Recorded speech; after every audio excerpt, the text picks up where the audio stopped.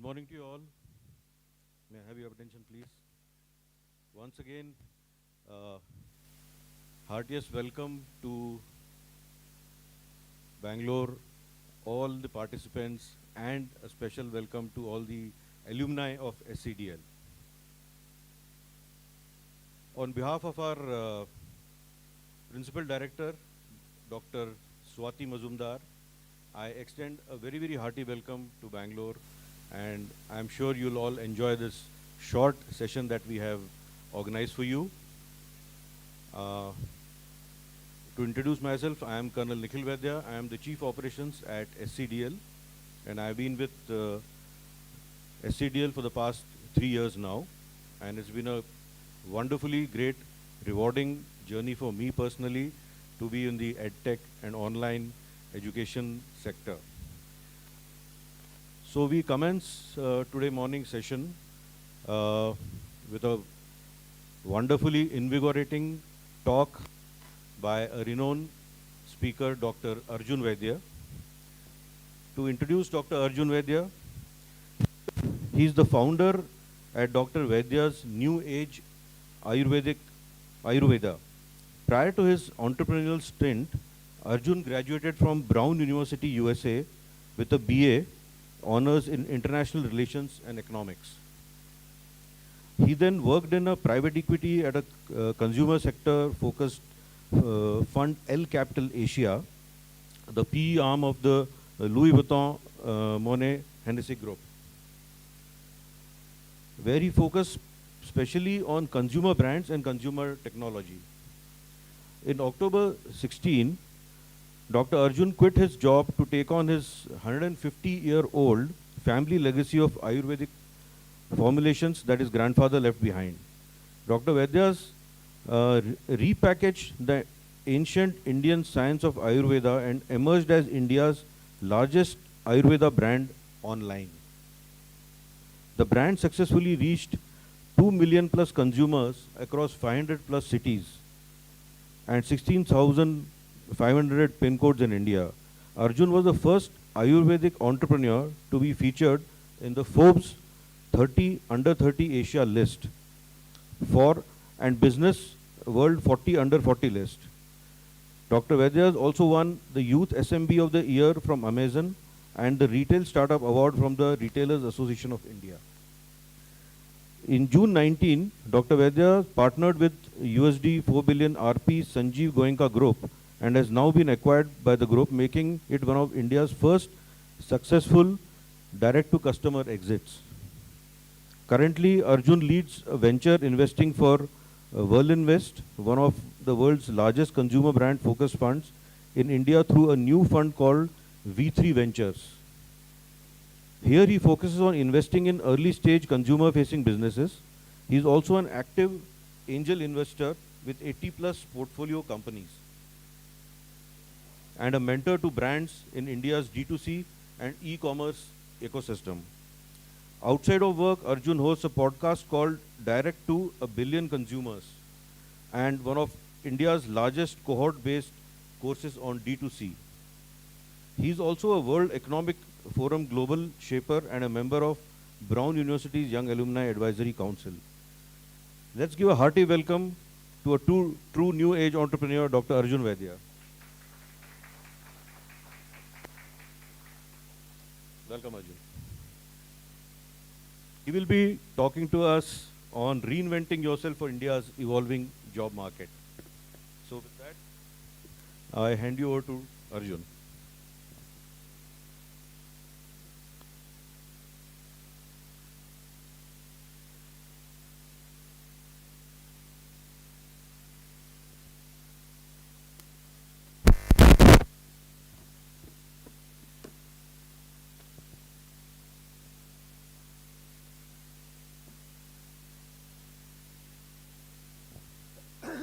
Okay, good morning everyone, and thank you so much for taking time out on a Saturday morning to be here. Nikhil ji and I were talking about how tough it is to get anywhere with the Bangalore traffic, so for all of you who've made it, thank you so much for coming. And congratulations to Symbiosis Center of Distance Learning on the Silver Jubilee. Nikhil ji and I were talking about all the amazing work that they've been doing since the early 90s in a space where the word edtech didn't exist when they started. So really happy to be here and happy to talk about a topic that is important to me. And it's something that all of us think about, all of us face. It's something that you never end, right? It's always a pursuit for better, pursuit for excellence. So in the next maybe 20-25 minutes, we're going to talk about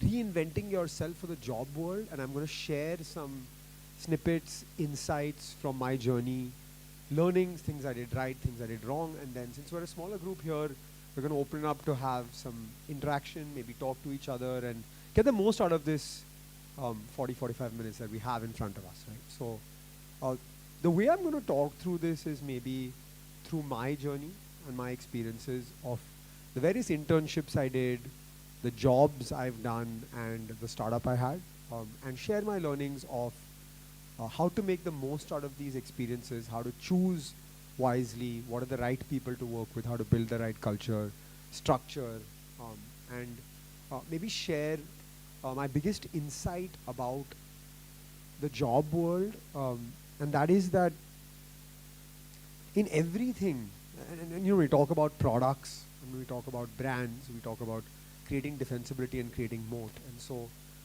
we're going to talk through how to create a moat for yourself in this world of jobs, right? So I'll start with my background and my journey to get here. So my name is Arjun Vaidya. Vaidya, my last name means Ayurvedic doctor.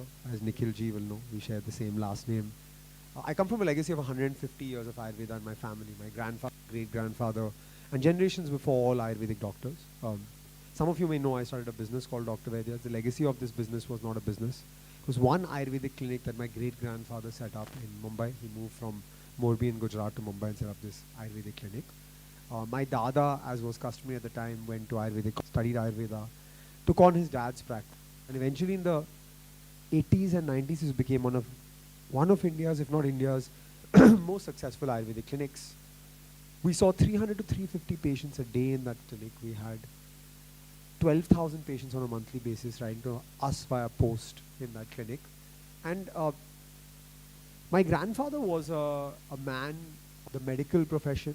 He didn't care for sales, distribution, marketing, strategy. He cared for taking care of his patients and making them better. And so he graduated from college and he studied marketing. He's not a doctor. What out of what you have in your clinic, your formulations, your products. And so they started to work together, and my dad convinced my father to do a TV ad in the late 80s, which was new. FMCG was new, FMCG brands were new. So he did a TV ad in the late 80s, and for the first time in my dada's life, my dada lost money. And as you'll know, doctors, CAs, lawyers, they don't lose money. They make a little bit more or a little bit less, but my dada was shocked when he saw a loss, and so he told my dad, look, I'm happy with my clinic. If you want to work with me, work in my clinic or go your own way. And so eventually my dad went his own way, and he's been running a reasonably successful jewelry and watch business for the last 40 years called the House of Rose. But let's bring the conversation back to me. I was born and suffered from juvenile bronchitis very early on in my life. I suffered from asthma. I grew up with pumps, nebulizers, inhalers, steroids.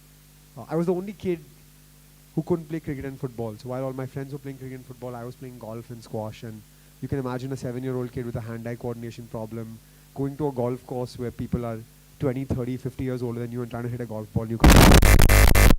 Asthma had prevented me from having what I thought was a normal childhood, right? And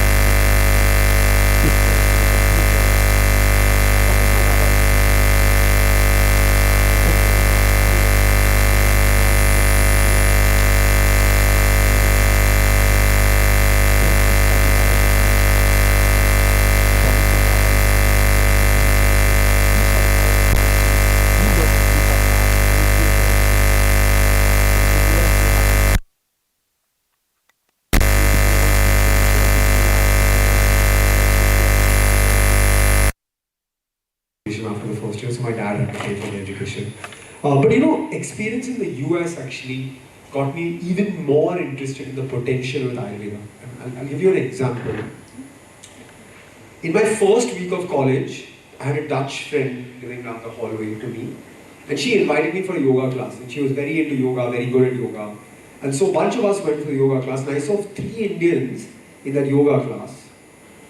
And I enjoyed the yoga class, it was very good, she knew what she was doing.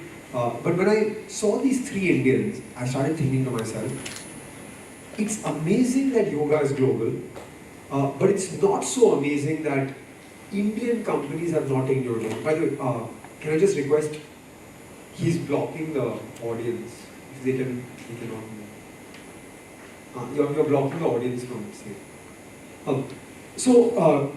It's amazing that yoga is global, but it's not so amazing that India has not taken yoga to the world.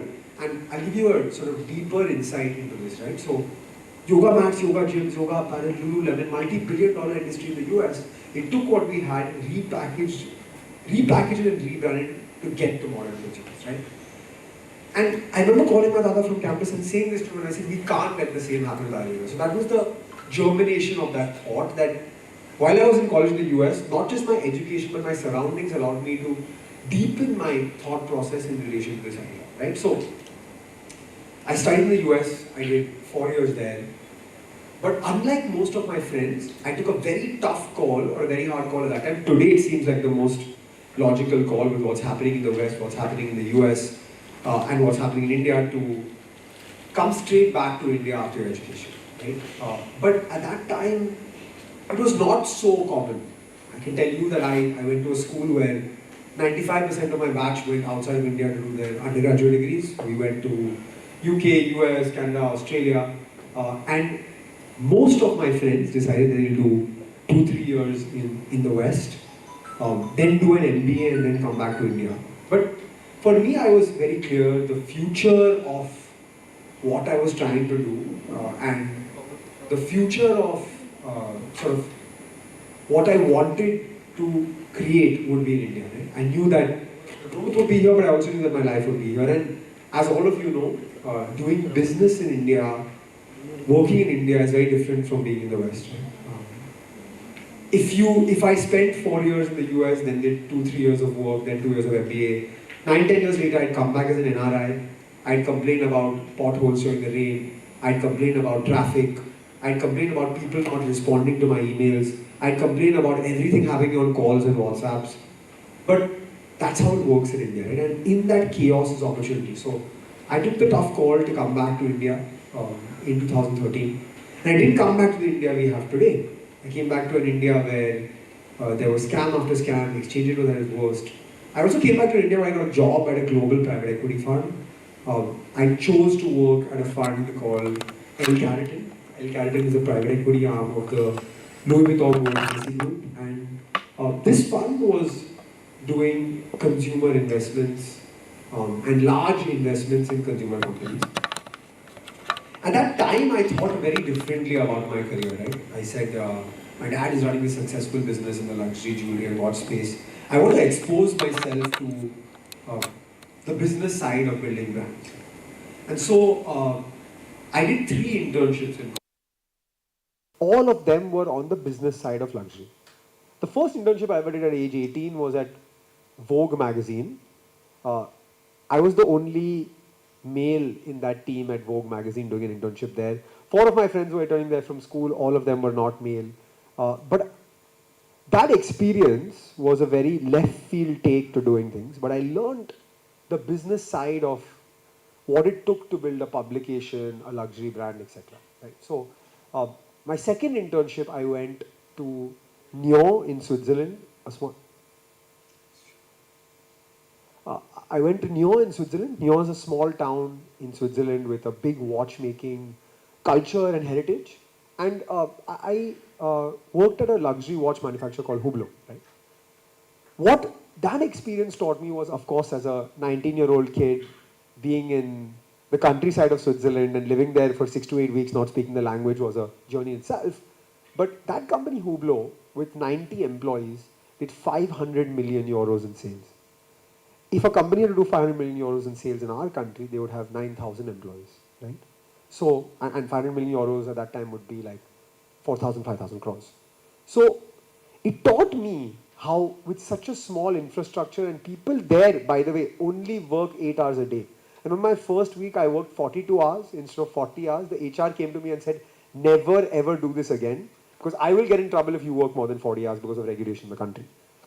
My last internship was at the largest diamond manufacturing company in the world, De Beers. And from that I learned that even in a commodity, which is diamonds, you can build a brand and you can build a story and you can build a quasi-monopolistic business, right? So I did all of these internships in the business side of brands, and then eventually wanted a job, and I wanted a job back in India. None of the Indian companies would come to the Brown University campus to recruit.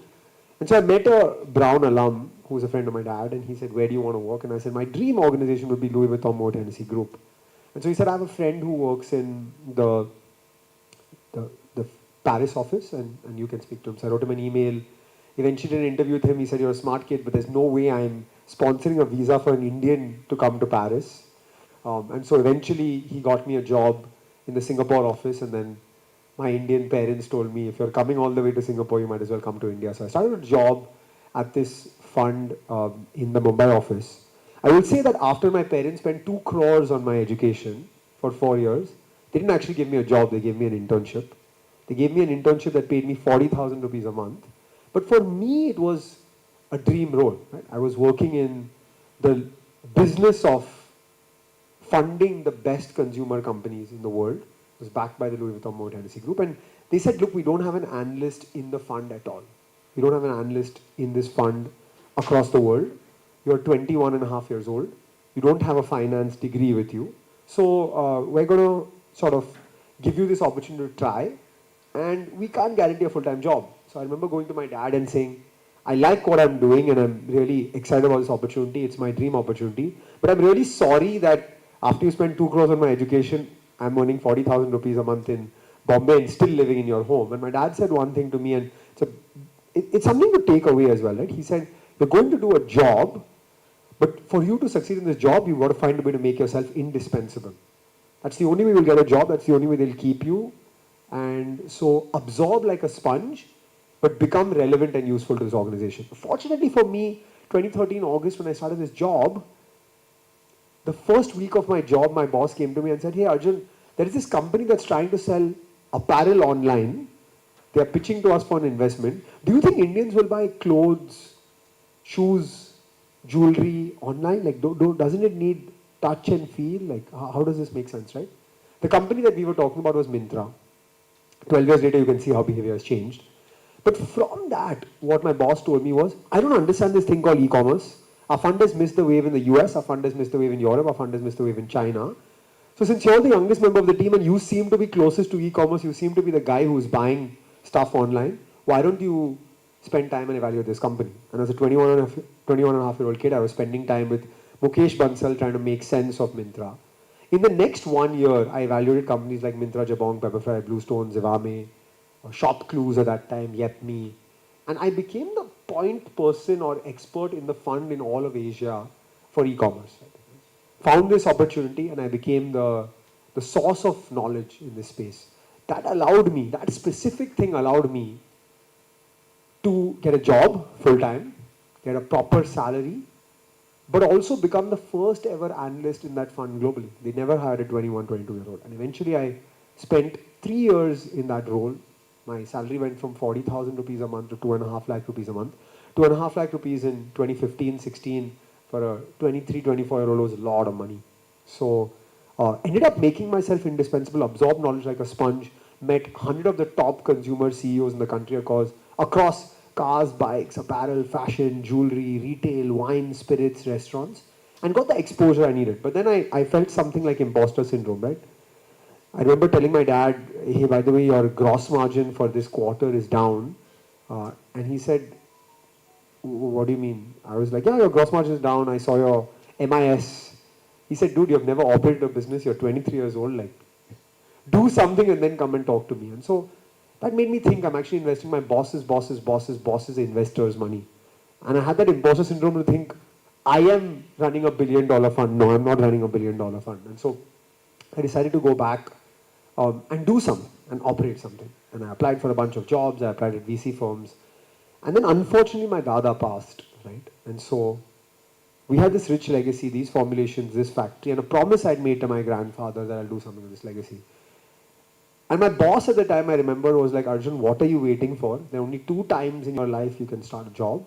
One now when you don't have responsibility, and one where he is at 50 plus when both of his kids have gone to college, right? And it was an exaggeration, but he was trying to push me to start a business. And so I quit my job, and it's hard to quit a job where you're earning 2.5 lakh rupees a month, where you go to the office, you read the newspaper first, and at 9:30 you start doing your emails.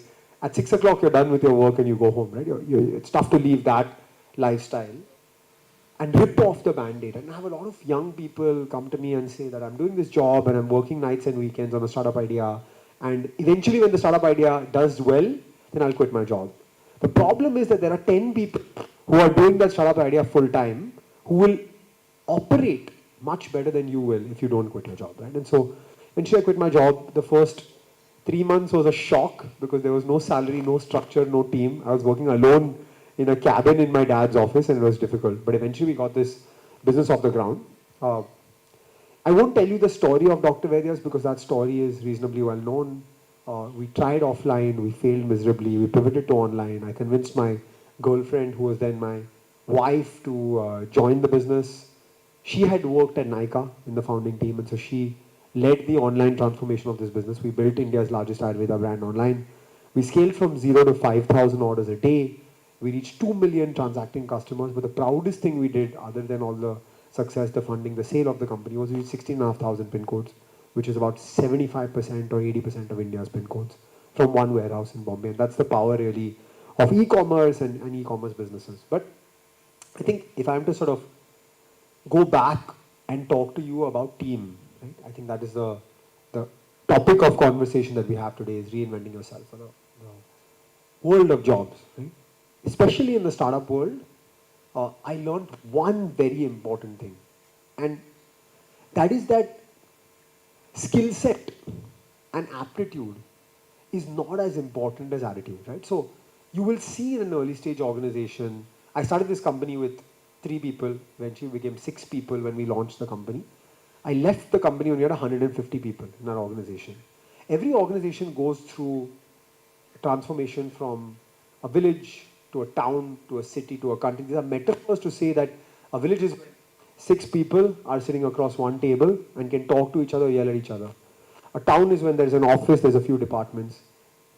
A city is when there may be multiple offices. And a country is where the CEO of the company doesn't know everybody's name in the organization, right? And so across these journeys of the company, I learned that attitude, cultural fit is very, very important and more important than aptitude. I have a lot of Unilever people who I hired early on, and Unilever is, of course, called the CEO factory of the country. Some of the smartest minds of our country have gone through that rigor of working in Unilever. But in a Ayurveda startup, which had limited budgets, when I told my head of sales, we have a 1 crore budget for this year, he said, no brand can be launched without a 7 crore budget. And that's why we were sort of had ends with each other. I did not have a 7 crore budget. And there's no way I could give him a 7 crore budget. He said, there's no way to build a brand without a 7 crore budget. And so eventually, while he had the aptitude and he had run a 250, 300 crore P&L, without the 7 crore budget, he couldn't make it work. Right? And he said that it's not possible. And then that scrappy, bootstrapped nature of running a business and doing that didn't work for him. Right? And another example of one of the most successful hires we ever made was a lady called Samreen. She came for an interview for our customer service team. She first interviewed my wife liked her, and so she was doing an interview with me, and I was looking at the CV, I was talking to her, she spoke really well, she had worked in the banking sector in customer service, and then I saw the CV and she looked at the CV and she said, I know you're going to ask. Yes, I took a 4-year break because I had 2 kids and I need to give my kids time. And so I said, okay, fine, but you've been out of the customer service world for a while, you're not updated, etc. She said, look, you're the 17th place that I've come to that's told me the same thing. Give me a chance, I'll make it worth it, don't pay me salary. for the first month, don't pay me salary. If I'm not good enough, you can let me. I live close by anyway, so it's not difficult for me and the customer. Her husband, she hired her husband to work under her in the company, and she now leads a team of 35 people, right? So the idea or the thought process was that she had the right attitude. She fit into the environment. She fit into the company. She wanted to do hard work. She wanted to grow with the company. She wanted to build herself with the company. Even today, when I need a product from Dr. Vaidya's, I only call her. I could call anyone, including the CEO of the company, now that I've sold the company. I only call her.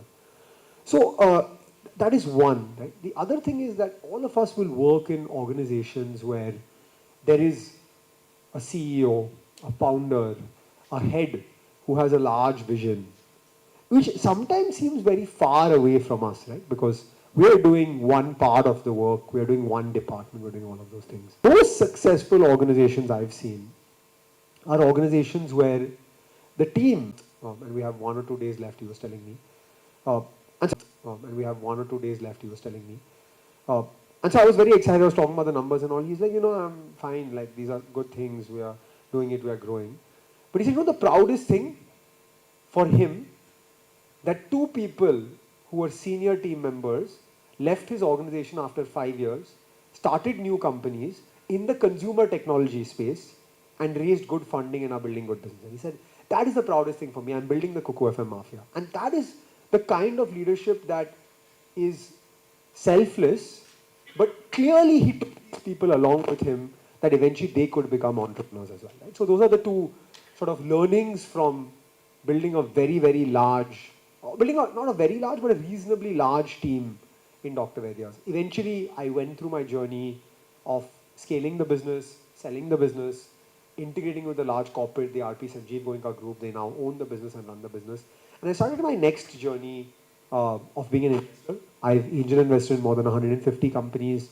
I run a fund now which has more than 600 crores assets under management. We've invested in 18 companies from the fund, some successful brands that you may have heard of like Coco FM, Go Zero, The Hosteler, Ugao, Deconstruct. My journey of not running an organization, but enabling an organization, helping people build large teams.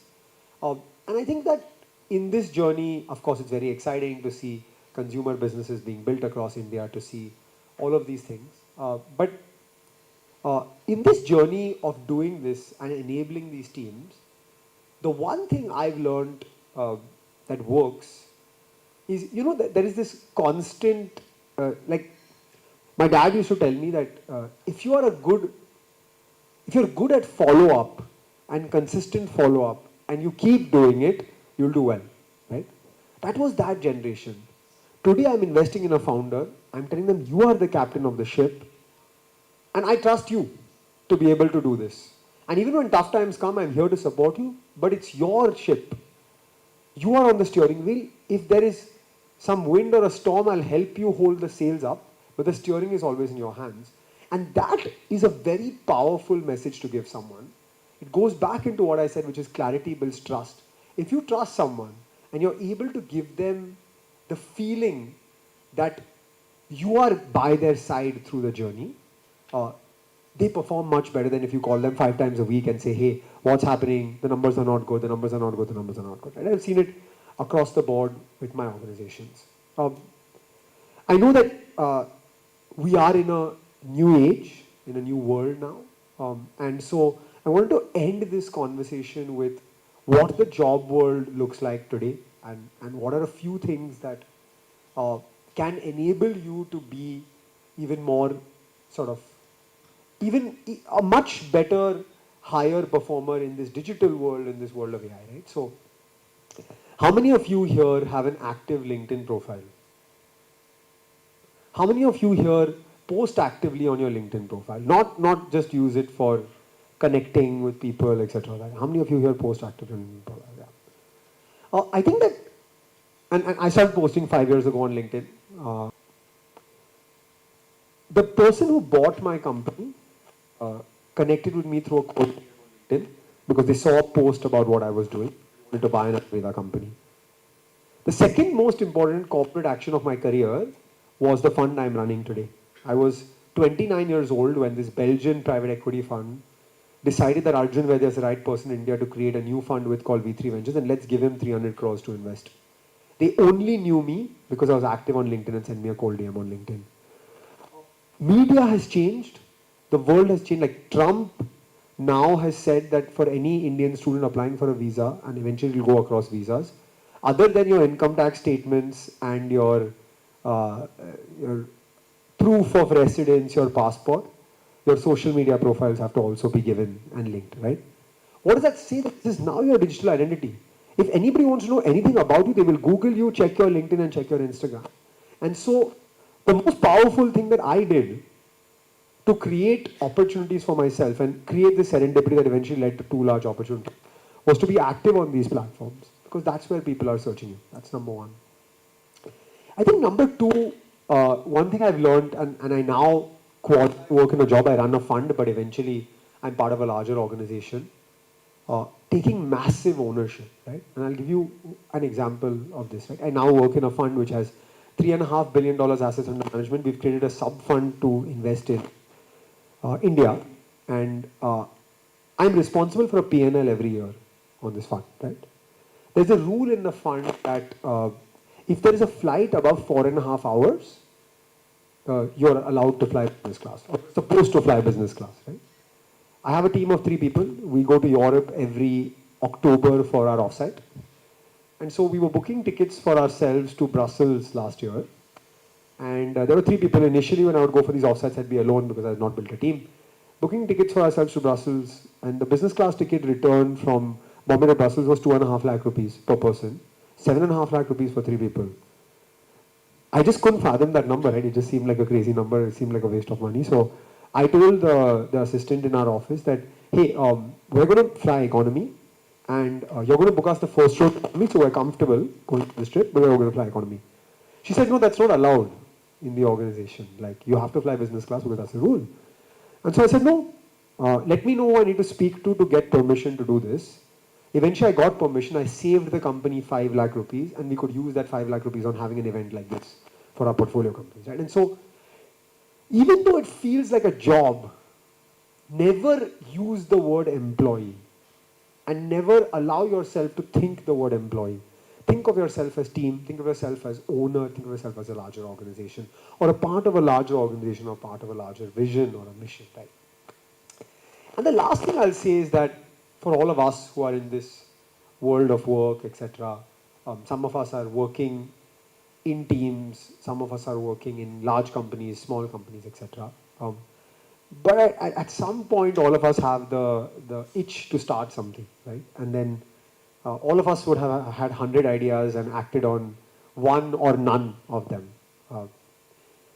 I was in a comfortable job, and I'm speaking in Bangalore, so of course it's a city of entrepreneurship and startups in our country. I think that there is no better time in India to create a business, to build a business, to take a risk now.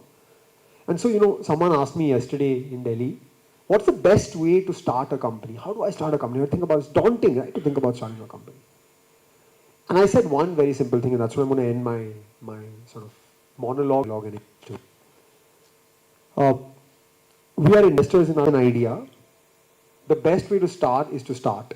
Because until you're out there talking to real customers, until you're moving from philosophizing in Excel sheets and PowerPoints, you never know what the reality is, and you never know what could happen out of it. And if you never try, you'll never know. Right?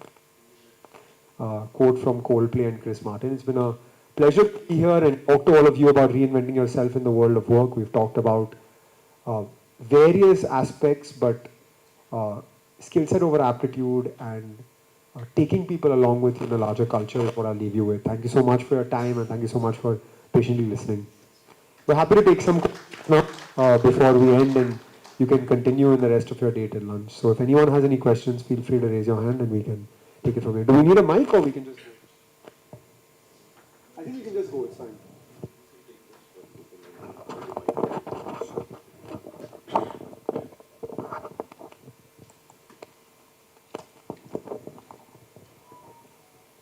Yeah, my name is Vijaya Lakshmi. So I'm an entrepreneur, I'm a corporate trainer, and also I'm a motivational speaker and a mentor. See, I keep attending like I'm entrepreneur from 12 years, okay. I keep now attending from past 2 years lot of networking event like this for the startups or for women entrepreneur, all kind of things. See, one thing what I found is those who are coming like me, I'm from a middle class background, I'm a mother, we are not having a good platform or enough good platforms are not there which supports the people like me. I'm not telling labeling woman or man. People who are a first generation entrepreneurs who are coming from a very struggling background, middle class background. I'm not finding any like enough support or the platform where we can come, we can share our journey like how you are sharing. So, what is your thought about that? And in that direction, what you are doing? Like you told, angel investor and other things like that. Sure, ma'am. Thank you for the question. I think it's a very important point. I know that there is a lot happening in the offline space for supporting women entrepreneurs, supporting entrepreneurs who don't come from the background that has a network on day one. But I will say one thing. I think that 10 years ago, this would be very difficult to solve and sort of impossible to solve as well. Okay. But today, there is a 27-year-old kid who cannot speak English clearly, makes massive grammatical errors. Podcaster in the country, he's from Indore, his name is Raj Shamani. I've seen his journey over the last 4 years, and he's a very close friend of mine, and I'm just so impressed. He didn't have the background, he didn't have the knowledge. He came to Bombay, I remember, and he used to say bhaiya, bhaiya, bhaiya to me. Today, I am trying to get his time, and he's not available to get my time. And so the only one thing I'll leave you with is, yes, it's tough, but this world of digital people across backgrounds. The company I was talking about, Coco FM, the founders all come from tier 3 cities in Rajasthan. They've raised $150 million. They still cannot form a full sentence in English. So this digital platform allows some democratic thing that wasn't available in the past. Okay. And my plea would be to use it as much as you can, because a platform like LinkedIn allowed me to connect with Dipinder Goyal when I was 25 years old, saying, hey, I can't list my products on Zomato, please help me. And he did do something about it. Thank you. Any other questions before we end? Yeah, thank you, sir. So my name is Himshika Hajarika. So I'm working as a technical lead in an automotive MNC. So my question is regarding like we have so many remote opportunities. So how do I enable my profile to get opportunities from global market without relocating? Yeah, I think that in India we are moving away from remote opportunities, but globally there are a lot of remote opportunities as well. I think you've got to first pick your field and then look for the right opportunities in that field. Two ways to do it, I would say. One is use LinkedIn as powerfully as you can. A lot of these jobs become available on LinkedIn, so pick your niche and use it as much as you can. And the second thing I would say is that connect with people and just have conversations. Right? If you find that you want to work in the US in the automotive sector, go and try to find some connections, even through digital medium, through physical medium, whatever you can. Because what people will tell you about the secrets of the industry, nobody will be able to there won't be a YouTube video about it. There won't be a Instagram podcast about it. So try to speak to 5-7 people from the industry. If you write to 55-7 will respond and you'll get your answer.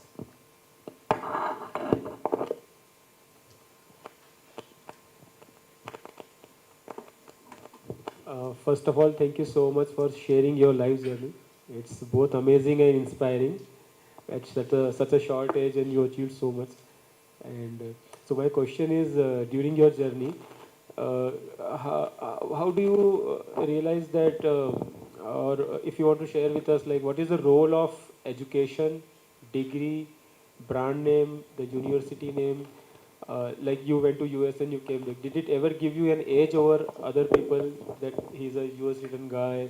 So what is the role of education in universities and brand names in making or shaping someone's career? Look, I think a lot of people think that it is the be all and end all, and if I didn't go to any of these institutions, nothing happens.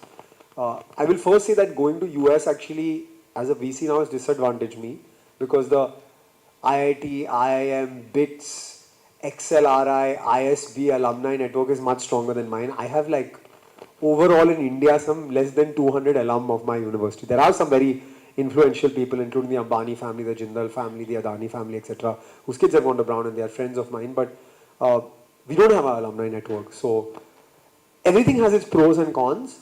I will say that for me as an investor, I don't really care about your university degree or your college degree. Uh, the exposure outside the classroom is what made me the person I am, not inside the classroom. Yes, it did help me to get that exposure, to put me in the right rooms when I went to Brown. So I'm not going to say that that has not helped me. But if you don't have it, that doesn't mean that as an investor, I won't look at your business. Right? And so I think that sometimes people who don't have it have the baggage of, oh, I don't have it, so I can't make it, and that's not true today. Today, I will say that whenever anyone asks me whether I would hire someone who's not an MBA or hire someone who's an MBA, I'm not an MBA. One person in my fund, I have 3 people in my team, one person is an MBA, one person is not, but I'm not an MBA either, so it's okay.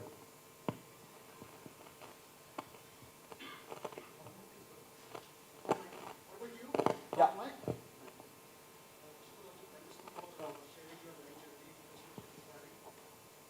First thing is, for me, what scares me a lot is AI. Right? You take digital world, you take offline world, you talk to people, you see that working on the AI is certainly anything and everything, right? So my question to you is, if AI takes over everything, right, where will the job lead to? Yesterday I was reading an article from Nitin Thomas, wherein says 90 million jobs by 2030 will get vanished. And 178 million jobs will come into picture in AI. If that is the case, there's a net job which will come into the picture. Right? There's a contradictory statement as well from one of the billionaires which says, start sleeping yourself. Right? If that is the case, if all the job goes over, how will a human being survive? Yeah, look, I think that there have been lots of transformations that have happened in our world, and we're fortunate in the last 1 or 2 decades we've seen all of this transformation happen in front of us, right? Like cameras and film rolls move to digital cameras. Digital cameras are almost inexistent now. Everybody's using their phones. Xerox doesn't exist as a use case anymore because now CAM scanner has replaced it, etc. All of that. So we live in an environment which is constantly moving. I grew up with video cassettes, then LDs, then VCDs, then DVDs, now OTT. The world is just moving really fast, right? And so I think AI should not be scary, because if it is scary, you limit yourself from using it. If you're not trained or you're not using ChatGPT or Perplexity or any LLM model 5 times a day, you're doing something wrong today. You're wasting your time by doing a lot of things, right? I can tell you that I create videos on Instagram. 70% of my videos are not me anymore, it's my digital avatar. Which means that when Subway launched a 79 rupee product and that gave them 14% same-store sales growth, and the article came yesterday, my video will go out today and I'm in Bangalore and I'm not shooting a video about it. So each and every one of us will have to accept that this is going to change our world. We have to educate ourselves on it. We have to become quasi-experts on it. But AI cannot build a building, and AI cannot create a bag of chips.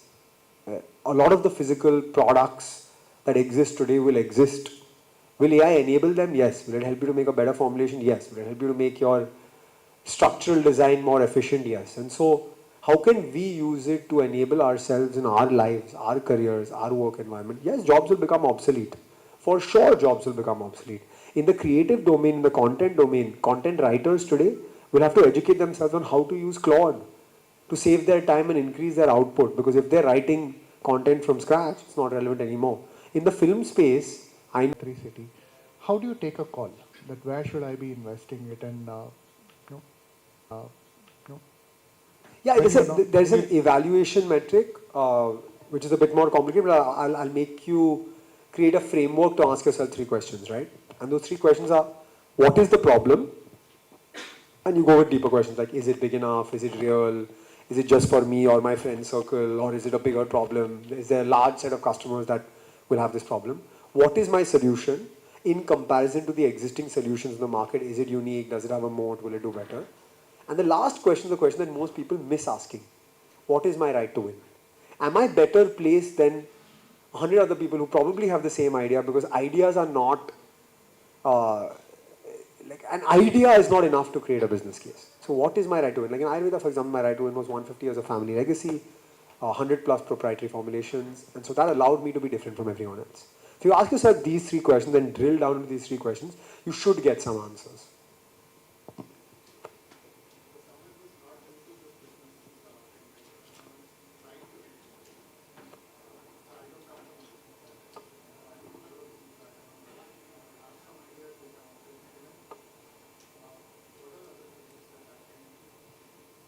I would say that there are a lot of platforms where you can learn digitally as well as physically. There are a lot of schools now or platforms teaching entrepreneurship, and there are a lot of places for you to go and engage with entrepreneurs and learn from them. So the knowledge of entrepreneurship is far ahead of what it was a decade ago. So you're in a much better place now than I was when I started. Hello, Dr. Arjun. Really nice to hear you. I feel really very grateful to attend this event. It's really a lovely opportunity for all of us to attend this event. So I'll quickly tell you, I'm Riya Sachdev and I did my MBA from Symbiosis back in I think 8 years have passed. And I have started working in corporate. There was always this itch of doing something else. So I started my own business, jewelry business, plus I'm also a writer. So, but every time I hear some feedback from my relatives and friends, they keep on telling me that why don't you go to the US? And so, what are your thoughts about working in India and working in US? Like, what's the difference? Or You're asking the wrong person because I'm very biased. I will always say work in India. Look, I think that unfortunately the way the world is, right, until you're the definition of successful, all your family and friends will say, nahi, nahi, job karo, nahi, nahi. Like, when I was not doing well in Dr. Vaidya's, everybody would tell me, आपका dad का बड़ा business है, dad के साथ काम कर लो. So, sorry, everyone understands Hindi, right? So, I would feel very bad that like I'm trying so hard, why are you not supporting me? The same people when things were fine and I was doing very well said, you were so good, we always knew you'd make it in life, right? So don't listen to fickle conversation of people that don't know what the reality is. Take feedback, definitely, but just because your relatives think it's not going to be a success doesn't mean it won't be a success, right? Great example of this is we had a product that we used to sell in Noble Chemists. Noble Chemists is a chain of chemist stores in south side of Bombay. That's where I live. And when I listed my products there, my friends and family were like, you have made it, you're a Noble Chemist, we can buy your product. That chain did a max of 50,000 rupees a month in sales for me.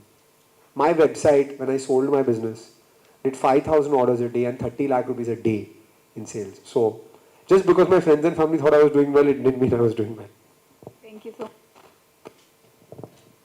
We'll take one more. Nikhilji, there's one more here and then we can wrap up. She had a question, so we'll take it next. Thank you, Dr. Arjun.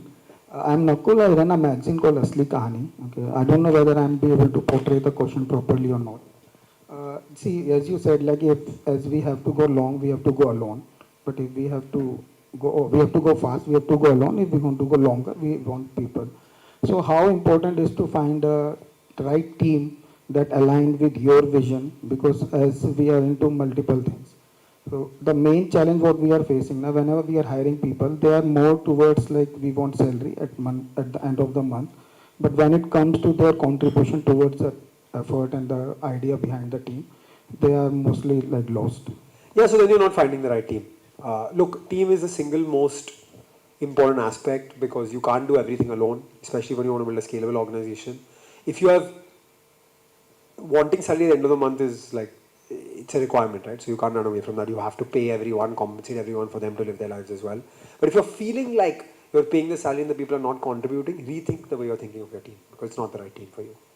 Where can we find the right team? Because as LinkedIn, you said one is a major platform. This but I don't have an answer to, because you can find the right team anywhere. Maybe there's a team member sitting in this room. Maybe there's a team member you went to college with. Maybe there's a team member who follows you on Facebook. There was one team member who reached out to me through a Facebook DM, and eventually was one of the most successful team members. There is no hack to finding a team, and unfortunately, it's a process that you have to do for the rest of your life. Even if you're a unicorn or you're a listed company, doesn't mean like the entrepreneur or the CEO is not hiring teams still. So it's a consistent process that will continue till eternity for you as a businessman. Thank you. Hi Arjun sir, myself Ankita, and I'm now working as a finance executive. But from childhood, I am an artistic person, Sure. and I always want to go in art field, kind of singing, kind of sketching, painting. And now I'm working beside, rather than my job, I'm working as a entrepreneur for my resin art business. Still, I'm stuck in this thought that I'm not in job at all. From the beginning, I don't want to do job. But I guess you understand the Rajasthani culture. So Yeah. my grandparents were not allowed me to go like bahar nahi jana hai. For girls, they are like Sure. biased. So after marriage, I have some opportunities to do everything. Like whatever I want to do, I can do. Recently, I started my job because I want to explore the world. I the real world because I found that अगर मैं घर से business start करती हूँ तो मुझे वो exposure नहीं मिल पा रहा था जो मुझे चाहिए, जो मुझे एक्सपीरियंस करना था, तो मैंने जॉब किया. मतलब I started my job. Still I'm stuck in this thought that what should I do? Yeah, I think it's a great question, and I think you're already doing the right thing. Uh, there's no harm in doing a job to get exposure. Get exposure, learn what the world is about, meet new people. Eventually, I know you will end up doing something with the arts, but it's not a bad thing to get the exposure now with your job. So enjoy it, take it in, meet people, learn different perspectives. Eventually, you will get to the arts, I'm sure. Okay, thanks.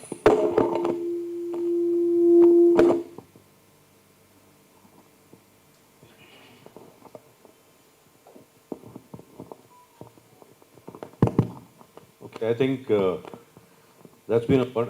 There are no two ways to put it. I'm sure all of you have thoroughly enjoyed Arjun's talk, and it's fantastic. Personally, for me, listening to him was really. I mean, I'm ex-army, so I can relate to a lot of things that he said about teams and attitude and all.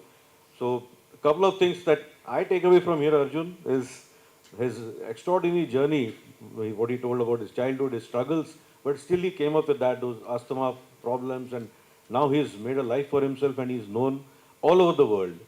So to have the right attitude, to be on top of yourself when you are at your low, which is something I really liked what he said, and yes, to have a right team. And like the gentleman here wanted to know how to get a good team, I completely agree with him.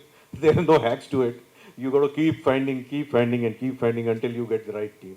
So, thank you, Arjun. It's been fantastic to have you here for Bangalore. A big round of applause for Arjun, please.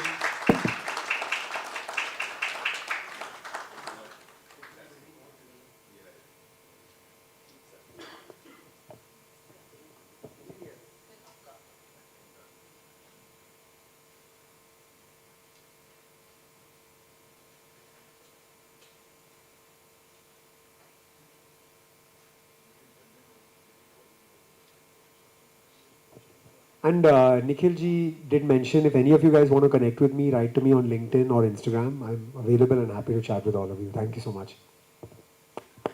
Thank you, Arjun. Yeah.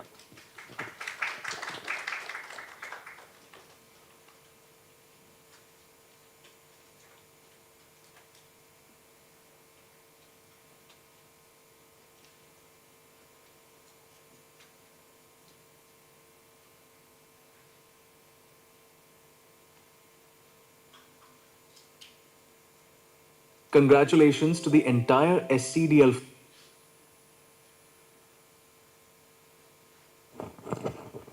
Okay, so now with this, now hopefully all of you are charged up with this talk of Arjun. So now we move on to our SCDL specific small celebratory event.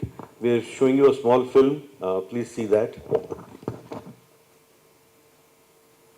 Family, as we celebrate 25 years of excellence, let us take a proud look back at where the journey began. Namaste. I congratulate Symbiosis Center for Distance Learning on completion of 25 successful years. SCDL was founded with a clear vision, and the vision was to reach the unreached. Driven by the idea that education must reach beyond walls, beyond limits, SCDL was born. My journey after returning from the United States started with Symbiosis Center for Distance Learning 25 years back. I soon realized that technology will play a key role in not only expansion but also to reach the unreached. With a clear vision for the future, SCDL embraced technology in education at a time when digital learning was still taking shape in India.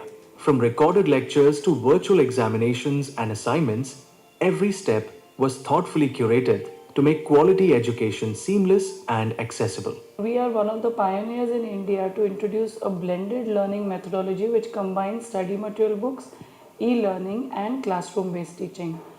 Our mission is to create a virtual global campus where students from all over the world study at their own pace and time, and that is what we are working towards. This forward-thinking approach redefined distance learning in the 2000s, setting a benchmark for what an academic institution could achieve through innovation and technology. The dream moved to a new home in 2006, a space built for possibility. The future of learning had found its address. It wasn't just a change in address, it was a leap in scale and ambition. From 5 courses to over 45. From 8,000 learners to more than 50,000 across 42 countries. And from a dedicated team of 35 to a thriving family of over 200, the growth was not just visible, it was transformational. Through the years, SCDL has emerged as a center of excellence for global collaboration and leadership. From international conferences to hands-on workshops, every event has added to a legacy of learning that goes beyond borders. SCDL's alumni network spans continents and careers, a reflection of the Institute's commitment to meaningful, future-ready education. All these facilities really made Symbiosis Center for Distance Learning extremely popular. Our student-centric approach and excellent quality content, coupled with our academic focus, paved way for bringing this institution in the top 10 in the country. As we complete 25 years, I feel that there is a long way to go. What is our plan ahead? We want to start courses in upcoming areas, especially in technology such as artificial intelligence and future skills. My dream is for Symbiosis Center for Distance Learning to become a university so that our students can get undergraduate and postgraduate degrees through online learning methodology. On this Silver Jubilee, we promise to continue on this journey of providing quality education to all our students. Join us in honoring the people whose remarkable journey with SCDL has shaped our legacy.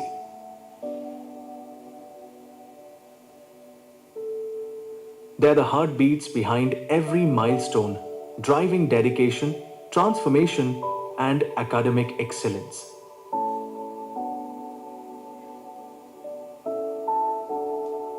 Today I am very happy and proud to see SCDL growing in strength with every passing year. I wish SCDL a grand future. My best wishes to all our staff members who have contributed immensely to the success of this institution. I also wish all our students the very best in achieving their dreams. Thank you.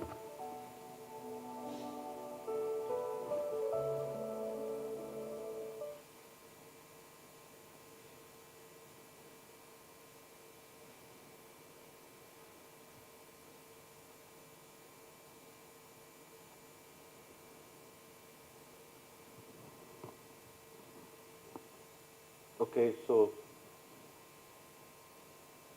thank you once again. We'll just cover the SCDLs. You've seen this film. I'll quickly cover something about our programs, and I'm sure all of you, our alumni, a number of them are here, plus many others who are interested. So you can ask me questions later on, or we can also see how to take your interest areas to your academic and professional skilling, trying to bridge that gap. Okay, to commence about learning, something that we strongly believe in. For the best return on your money, pour your purse into your head, said the famous Benjamin Franklin. The illiterate of the 21st century will not be those who cannot read and write, but those who cannot learn, unlearn, and relearn. Alvin Toffler. Incidentally, who was Alvin Toffler? Anyone? Anyone heard of Alvin Toffler?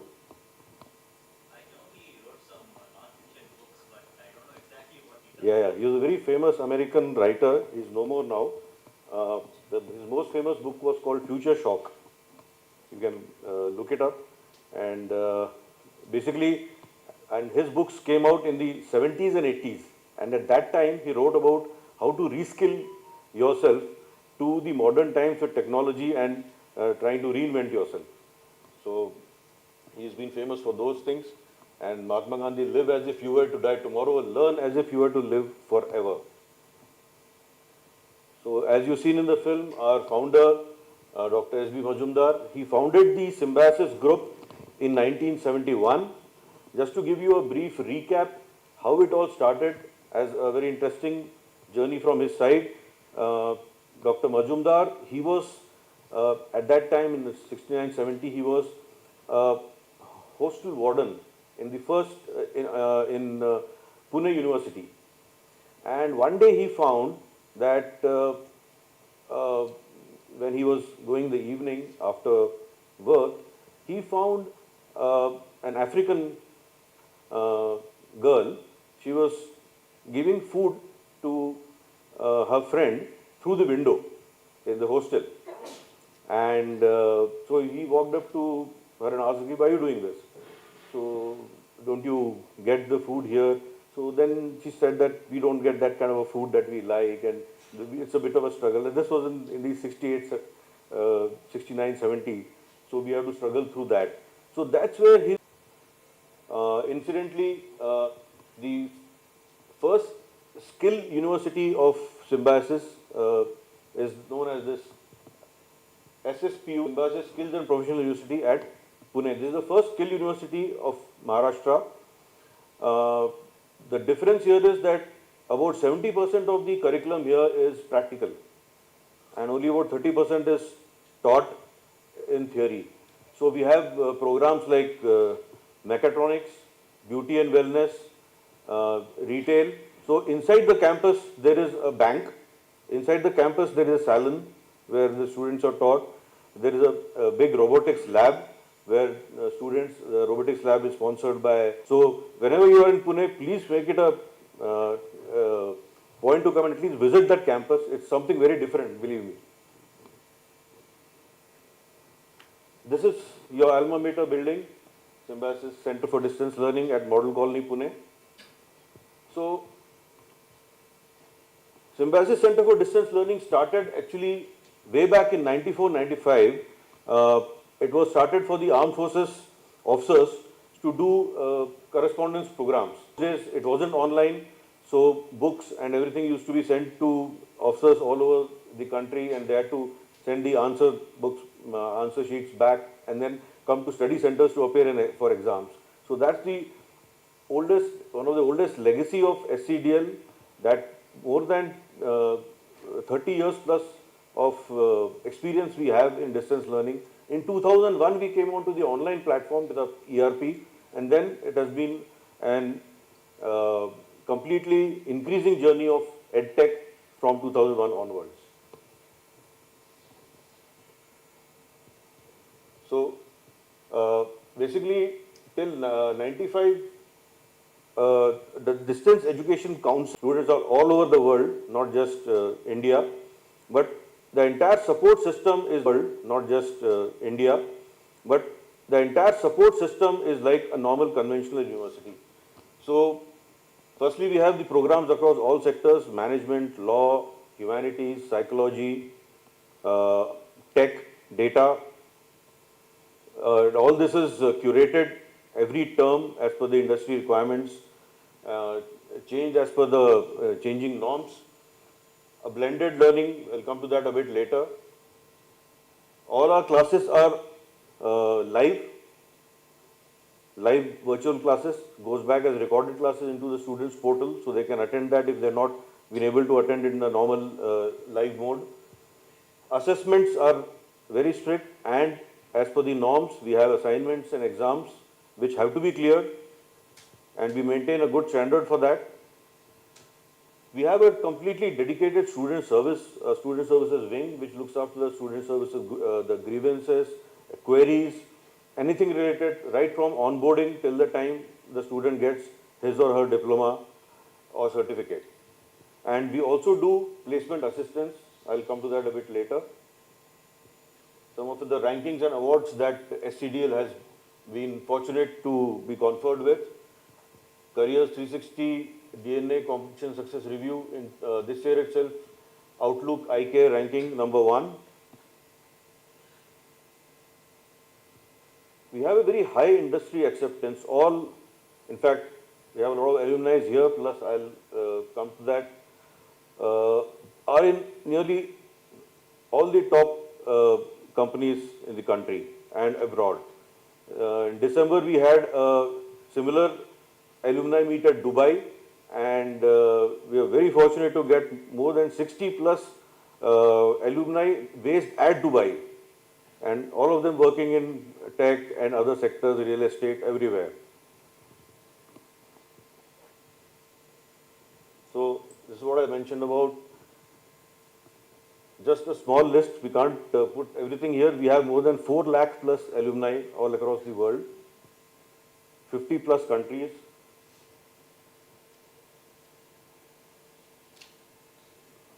So just to club this programs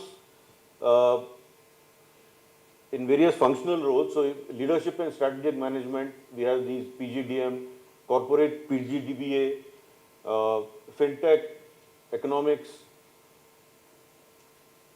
HR and people development. We have the PGD HRM, one of the highest selling programs that we have in legal and ethical governance, corporate law, cyber law, marketing, tech, data and cyber security, global business, international business, export and import, supply chain management also,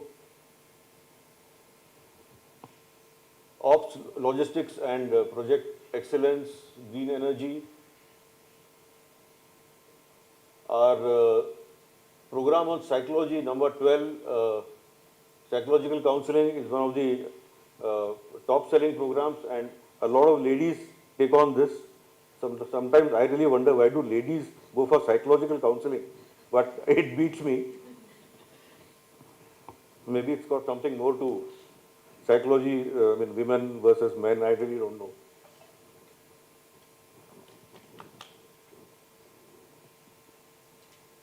So this year we started 2 new programs. These are small certificate programs. Many of you would be interested. So these are meant for middle level and middle to senior level people in corporate, in ESG and CSR. Because we find that both these areas are now the norm that are going to come in. ESG, as you are aware, environment, social and governance. This is even governments, though not very strongly in India, but like Europe, there are compliances and everything that many companies have to meet under ESG norms, for which what are the compliances, how to meet them, what comes under the regulations in that, all that is covered in this. And CSR, of course, you're all well aware of it, the CSR projects or CSR funding that comes in, the CSR norms that have to be followed by all companies. So what should a CSR practitioner do? So we have launched these two programs this year. Both are 6-month certificate programs. You can explore these two on our website also. So why to consider SCDL? So like we said, we have the strongest legacy there since 1995, and with the strong alumni background, we do get lots of referrals, and we have a very good brand name in the corporate and in the industry across all sectors. In addition to the normal programs, we also provide a lot of value addition programs to our students. Every Saturday we have something called a career continuation or value added services. So I'll come to that, but basically they're in 2-3 groups. One is, like Dr. Arjun said, how to build yourself to be showcased to the audience. So we start off right from resume building to having your social media profile, how to improve your LinkedIn profile. In fact, in the last semester we had the LinkedIn Asia Pacific VP to take on this webinar. So that is regarding building your image on social media, how to prepare for interviews. So we start off with that. A lot of would be basics, but then we have students from 3 to 4 years of work experience right up till 25 plus. So a lot of them want to learn that, how to build yourself, your resumes, and prepare yourself for the job market. That is one. Second is the career continuations.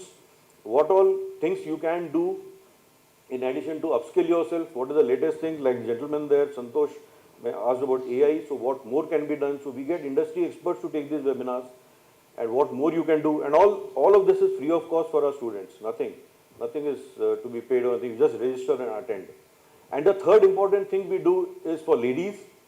We run something called how to get back into work, because ladies, we understand, have to take certain breaks because of their personal or domestic routines.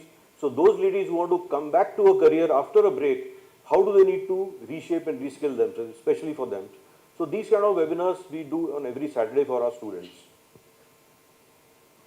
Flexibility of studying anytime, anywhere, being online.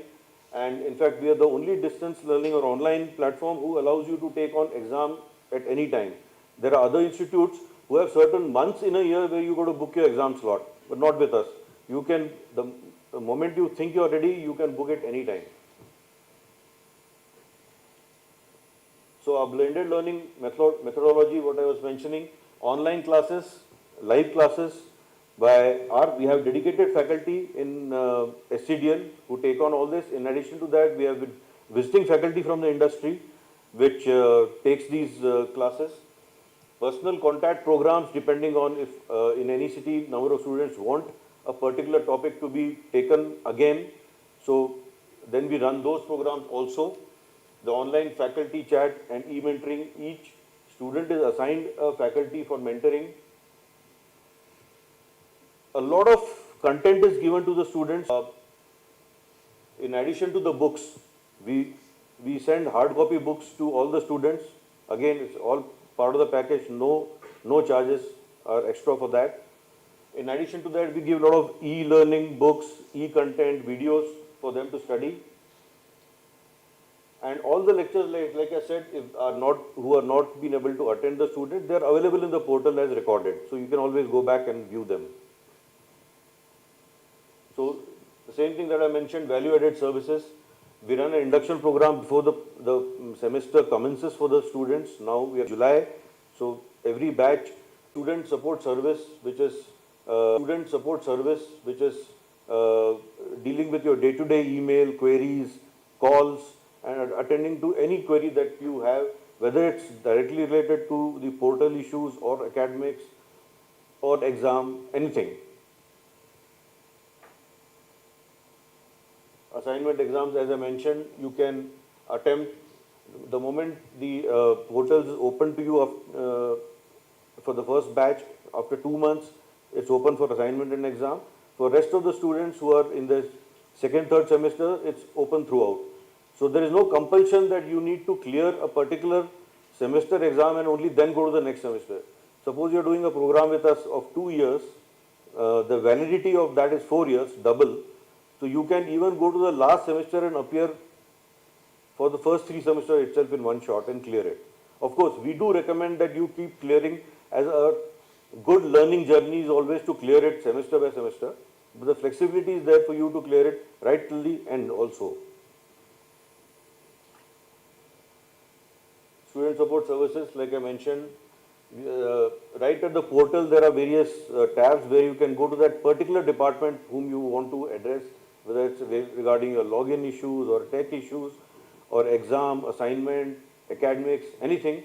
So you can reach that particular department to clear your grievances. Placement, while we are not a conventional university where you have a placement drive where you have companies and students coming in the campus and meeting, it's not possible for us. But we do keep posting jobs as relevant jobs come to our students. In addition to that, right now we are tying up with a very good AI-based company who is actually an aggregator, but they are a tech company who have aggregated jobs, and this they do only for institutes. It's not available to retail students. So we are right now doing a pilot with them, and very soon this will be rolled out to all our students. So basically from the job portal, the students will get direct access to a number of jobs which are otherwise you may have to go to Naukri or Indeed or Shine or whatever that you think. Individually you got to go register. Here you have curated jobs coming, and also you may interact with that agency and get jobs as per your desire. So you have everything through our SCDL portal going to this, and you can apply and reach that. So this is something that we are very shortly going to roll out. Very easy to apply for SCDL programs online through the portal. Filling the basic form, uploading your documents, and submitting your fees. Just an overview of our fees for this year. The 2-year programs having a duration of 2 years, validity of 4 years. Fees is 74,000 if you pay in 2 installments. If you see the table below, if you pay in 1 installment, you get a discount this time because of Silver Jubilee, 5,000 off. You pay 69,000 only. For 1-year programs, it's 47,000, and for the certificate programs, it's 1 year, 28,000. And this is special Silver Jubilee offers that we have opened up, especially for our alumni and existing students. Firstly, the one early bird offer which is right now going on the spot admission if you take, you get 1,500 rupees of SDV, is a Symbiosis Digital Varsity. It's something like we have very short 2-3 month certificate programs on technology, on humanities, management, which you need not take for a long duration. These are very short programs of very low cost, from 500 rupees to 1,500, 2,000 rupees. So if you take this on the spot thing, you'll get one of these programs free, and in addition to that, we have single courses in SCDL, single courses of about 6 months. You get one of those single courses also free. So in effect, you get, let's say you're doing a 2-year program, so you get in 69,000, you're getting the program plus something worth nearly 12,000, 13,000 more.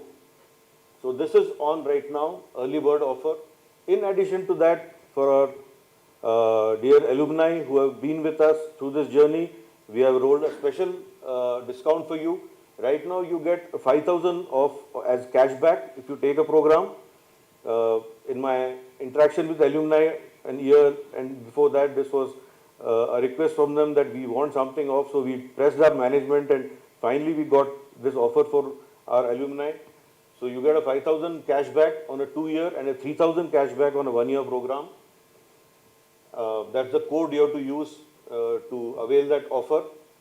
So if you combine the first two as an alumni, you would get this 5,000 off plus that 12,000 off in addition. So a 69,000 program will cost you 64,000 only plus 12,000 off on those two in the first line. And for all our existing students and alumni also, we have, if you refer anyone from your friends, families, anybody, so you also get a 3,000 off once you refer a friend or your family member who takes a program. After he or she pays the fees, you get another 3,000 off. So we have very interesting offers, and these are only there till next month. Kindly do consider these. We also have loans for those who want to avail the course fees payment through. So we have a number of loan partners: Greyquest, Fibe, Propel, Auxilo. So this EMI, 11 months, 12 months EMI. So if you're interested, you can fill in your form in that regard, and we'll get back to you on the loan facility. Easy to contact us and apply. SCDL.net, the website, numbers, all these are there on the website. New admissions is our admission direct email ID to the admission department. So that's it. Any questions you would have on the programs or anything, I'll be happy to answer.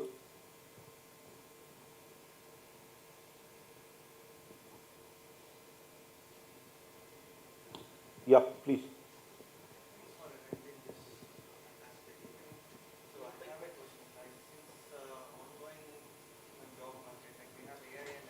Yeah.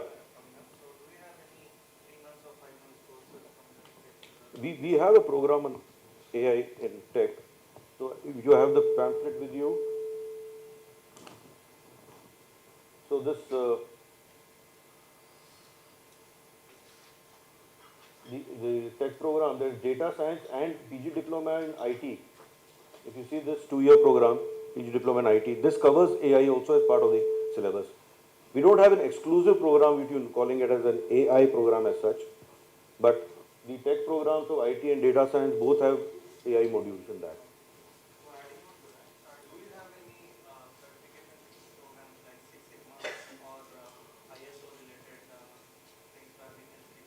So Six Sigma is covered in your Six Sigma as such. By that name is obviously not there, but our PGDM in operations covers much more than Six Sigma. It's a 2-year PGDM, specialization operations. If you do PGDBA and take operations, even there it is covered as specialization. Or if you are focusing only on Six Sigma and operations, then I would recommend you take the PGDM in operations as the program. No, that is I think, if I'm not wrong, under PMP or something. Those certifications are under PMP, so it's a different body. We can't copy that, but if you are asking, the content and learning is the same in that. Yeah, ma'am. So we have an alumni portal. Once you register with us, okay, on our website there is an alumni tab. So once you register with that, through that you can log into your alumni portal. No, you need to register for the alumni as alumni. Because once you, please understand, once you become alumni, once you get your diploma and degree, you are out of the current portal system. Because obviously your access to the learning portal, which was for the last 2-3 years, that would be finished. So now you have to register again as alumni, and then you'll get access to that portal, the alumni page. Yeah, so we'll take your, I hope you've given your details here. We will send you a separate communication, we'll help you get registered, all the alumni here. Yeah, we'll do that, don't worry.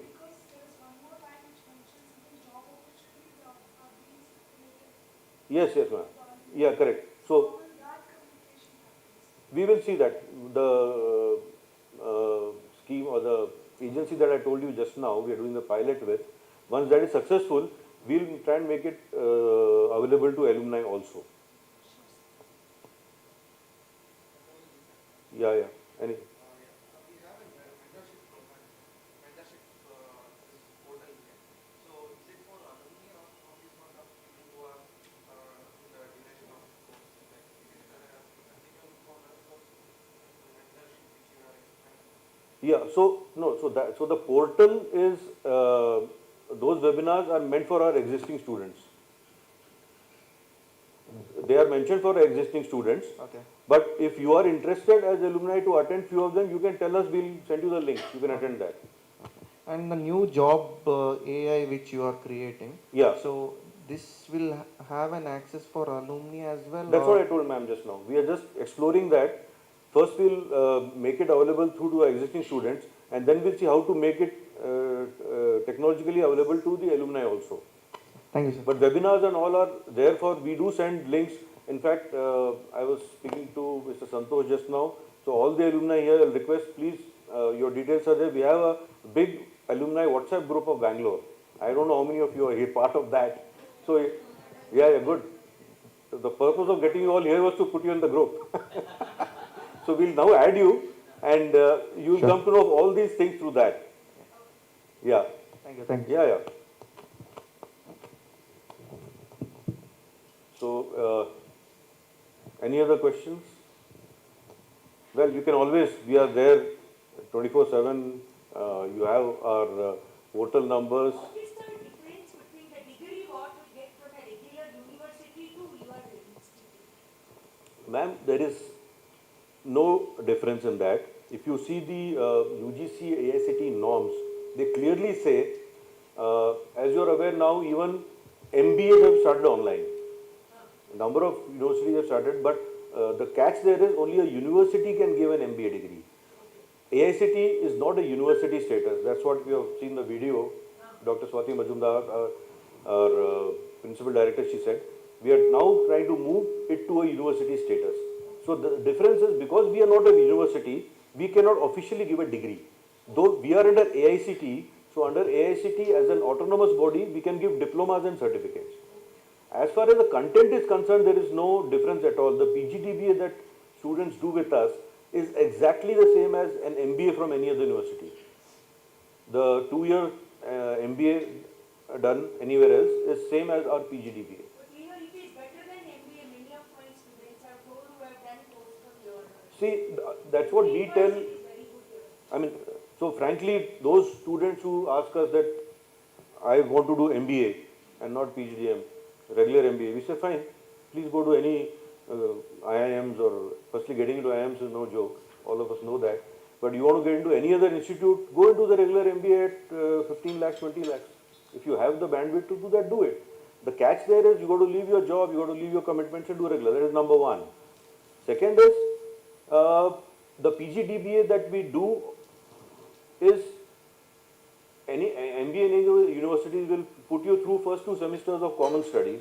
It's only the 3rd semester wherein you move to specializations, whatever you choose. That's a normal trend in MBAs as far as I know. Whereas what we tell our students is instead of doing that, you take the PGD in your specialized light field. For example, you want to do HR, then you do PGD in HR. You will get a much more concentrated, much more dose and much more focus-oriented learning of your liking of the subject for complete 2 years. Instead of doing an MBA and HR specialization, you will get only last 1 year of HR actually. First 1 year will go in common subjects. So that is another way to look at if you're really very clear, you want to do in fintech, you want to do finance, you want to do operations, you want to do marketing, you take that specialized course and do that.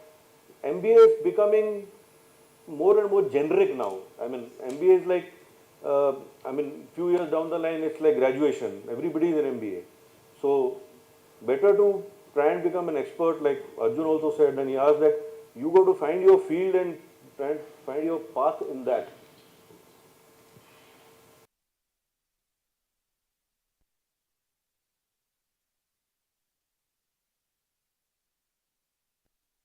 Thereafter, after the photo, may I kindly request the alumni to please stay put here. The others can kindly move for lunch. It's on your right. So first, would I request everyone to come for a small photo op.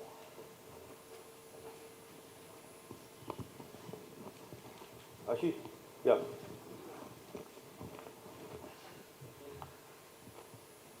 Yeah.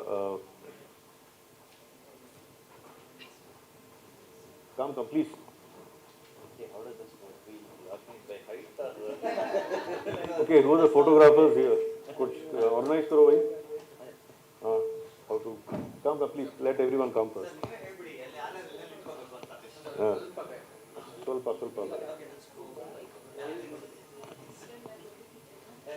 We'll put the. एक minute, I'll just put this. ये बंद कर दिया क्या?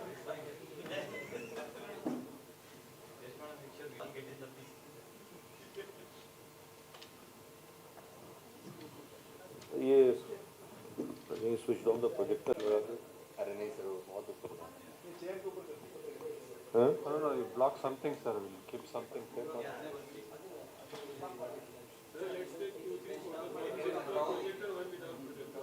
Okay. Come.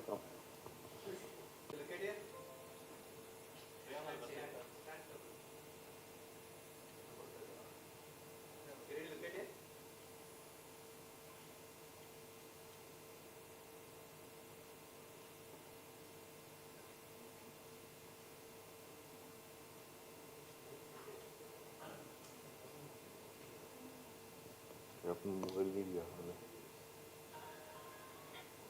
Ekta, you can take from your mobile. Yeah, that's why. We'll share it in the group. Good question. It just struck me while taking. So I said before these guys vanish, let us take it quickly. Yeah.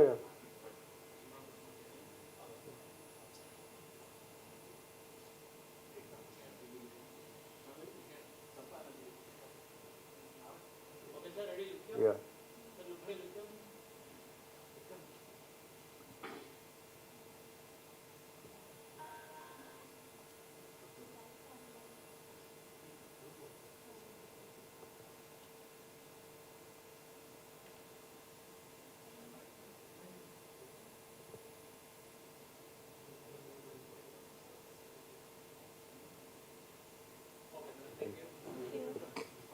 Thank you. All our alumni who registered there, I'll just request all of you to please wait for a few minutes. Others can kindly move for lunch. It's on the right. Yeah, we'll do that. Don't worry. And anyone who wants to take the, we have on-spot registration also today for the programs. Our application form is normally at 1200 rupees. You get a 600 rupees off today. On the application form also, we have application forms. If anyone interested can kindly contact me. Jay कहाँ गया? उसको list ले आया.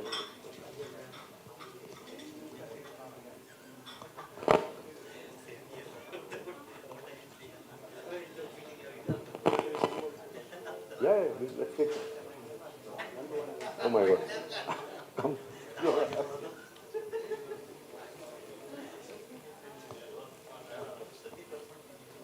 Lunch is this side on the right. The tea was there. Yeah, please.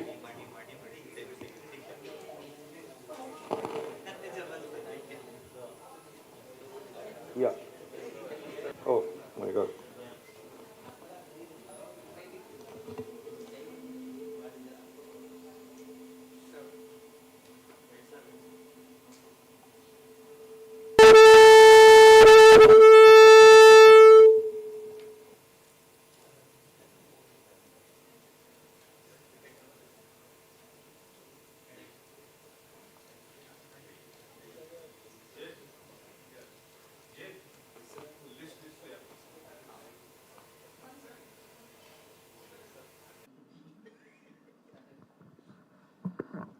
So, good evening, everyone. I'm Ashish Pandita. I head the Corporate Learning Solutions for Symbiosis, and it's an absolute pleasure to welcome all of you to this roundtable discussion on a very relevant theme, which is leadership development and capability building, focusing on risk skills, upskills, and cross skills. I'm delighted, we are in fact delighted that we have over 25, 30 HR leaders who come from different industries, different sectors, and each bringing different perspective and varied experience to the table. Your presence here today itself shows not only the importance of this topic, but as you can say a shared commitment to preparing our workforce and indeed our leadership for a world which is evolving, faster than ever. And with the way the technology is changing, with the way business models are evolving and shifting, with the new ways of working, learning and development, I believe, is not limited to competitive advantage, but it is a necessity. So today we'll be focusing on three critical aspects: upskilling, reskilling, and cross-skilling. Whether it is about building upon your existing skills, whether it is about equipping yourself to be prepared for transitioning to new roles and domains, or whether it is about encouraging cross-functional collaborations. So that is what we'll be discussing today. Your expertise, your insights, your experience, knowledge will be of immense help for all of us today.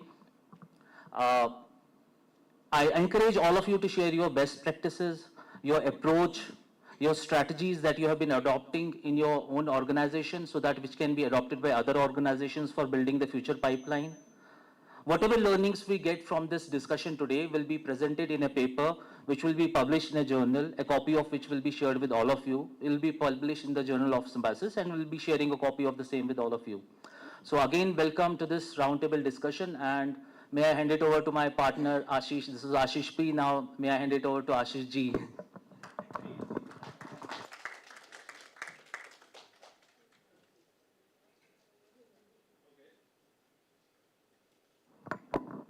This is very good, spacious round table.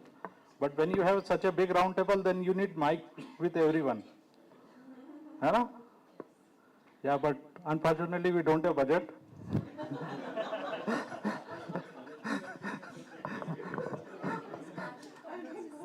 Yeah. Okay, so welcome. What is called? No. E Sala Cup Namde. Right? Yes, one more round of applause for RCB. Namdu.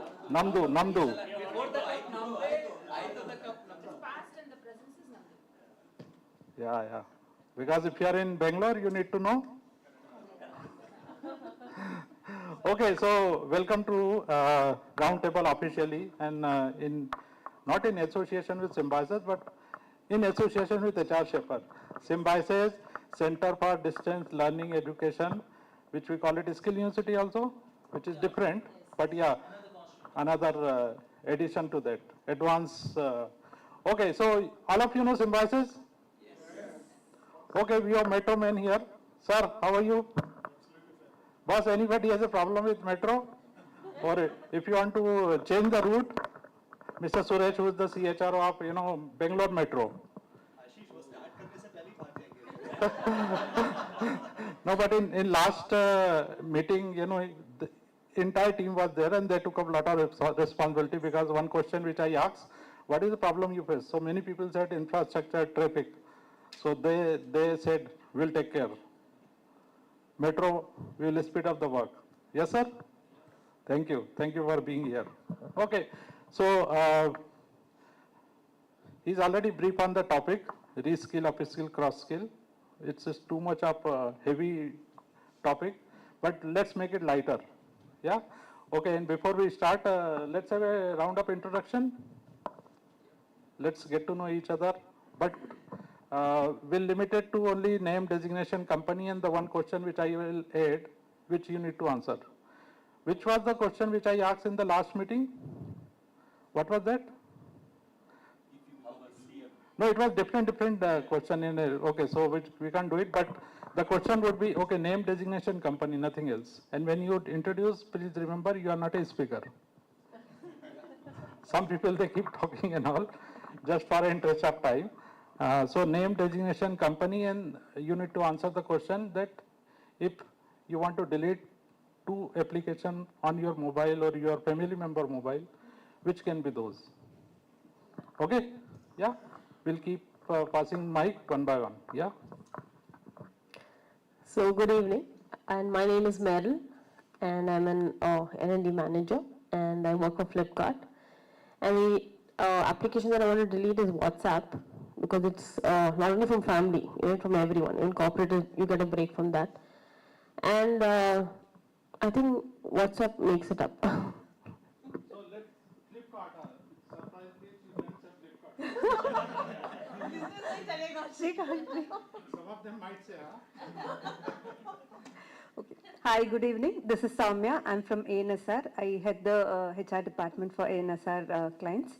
The two things which I want to delete, one would be the solitaire game, which my husband is obsessed with. I get to spend little time because of that. And the other one could be, sorry to say, it's Amazon, Flipkart, similar to that, because I get to receive lot many things. Thank you. Hi, I'm Chetali, and I work with Z Entertainment for leadership hiring.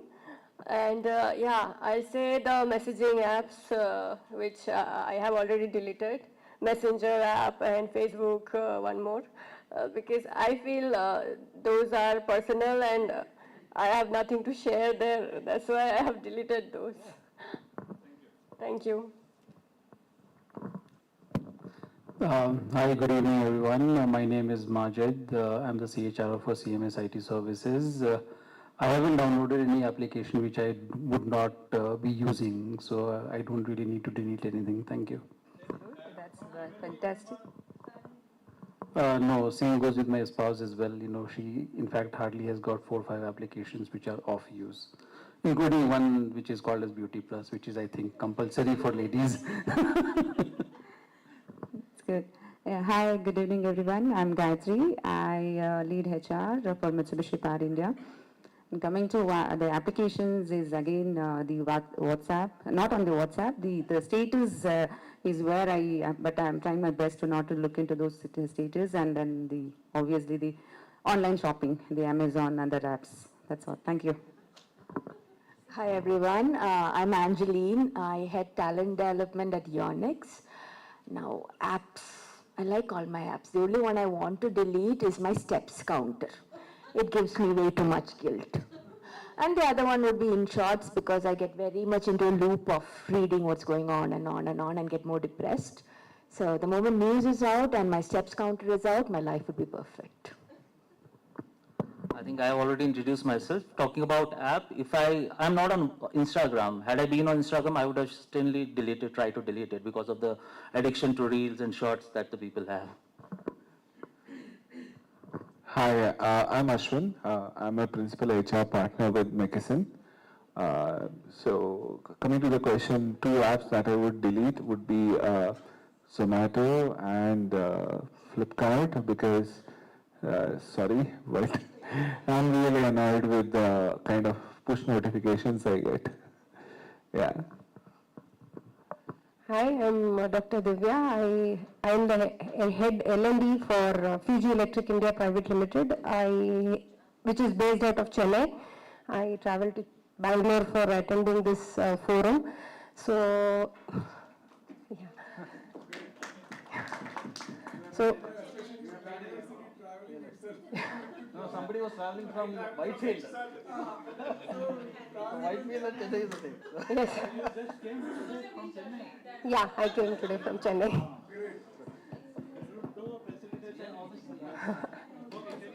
Okay. So the 2 apps that I want to remove is one is Instagram and the other is Facebook. It consumes a lot of my time, so I want to delete those. Good evening, everyone. My name is Mahesh. I am the Chief People Officer for iValue Info Solutions. It's a cybersecurity firm. I'm actually on my way out, so I will also want to make that clear because it shouldn't be a listen. Having said that, if you ask me what I would like to delete, I would like to take off my email from my phone. Creates an urge to actually go back and be on top of things at every point of time. I think that's the last thing that we should look at. Everything else is fine because that break is required when you're out of office. So that's the way I look at it. Yeah, thank you. Hi everyone, I'm Siddharth Khanna. I currently head the talent acquisition for SwitchRay.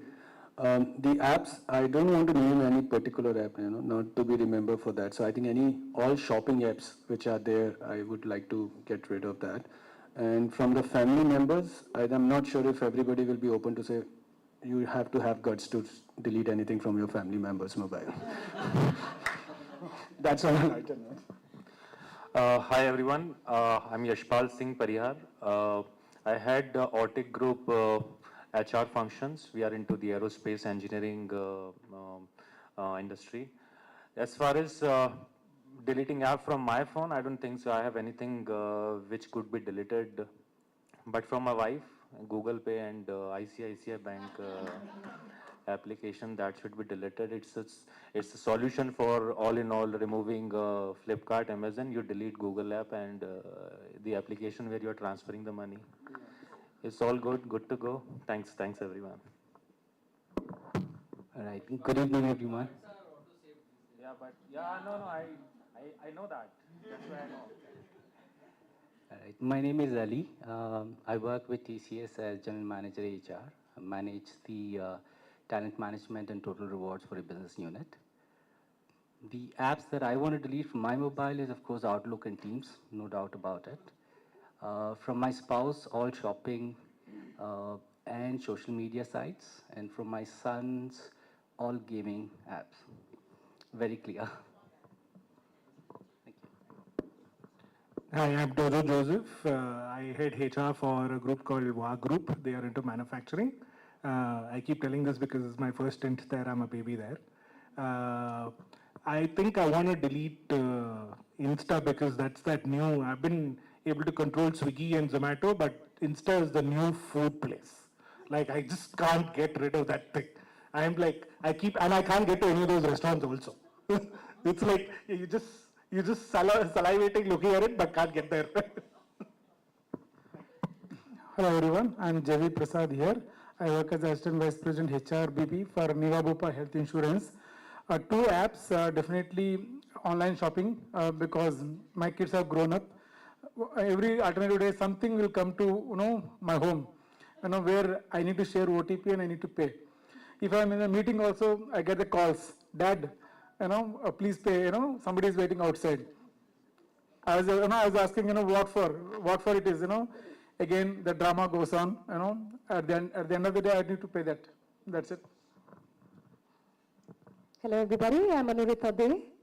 I head the L&D division for Landmark Group. Max, Lifestyle, Home Center, you name it, the retail is there. The two apps that I can think of is YouTube. YouTube because as an L&D professional of 15 years, the amount of gyan that we get on YouTube, true, not true, very dangerous. And the other would be Teams. So when the team buzzes, it's like Katappa, Shan Bajado. So I can't handle that anymore. So yes, these are the two apps. Thank you. Hi everyone, my name is Sneashish and I'm working as a HR partner for Capgemini in one of the business units. A couple of apps which are always taking a lot of personal data and disturbing our lives. Instagram and Facebook, would love to delete them, but again, already addicted. Hello, I'm Satish. I'm from Jubilant Fooders Limited. I manage HR operation and compliance. In terms of deleting any apps, that YouTube Reels and the shopping apps, that is creating a lot of disturbance. Hi, I'm Sandeep. I head HR for Definitive Healthcare India. Two apps which I have already succeeded in deleting. Facebook, have cut down that noise quite a lot. Next target is Instagram. Rest all can be managed. Hi, Suresh here. As he has introduced, I work for Metro and nothing to do with the apps, but my sons, as somebody mentioned, that apps to be deleted. He continuously he's in 12th, so dangerous. Good evening all, lovely to have all of you today with us. My name is Dr. Nitin Bargere and I head the talent acquisition, shared services and digitization. I'm multi-hat at the moment.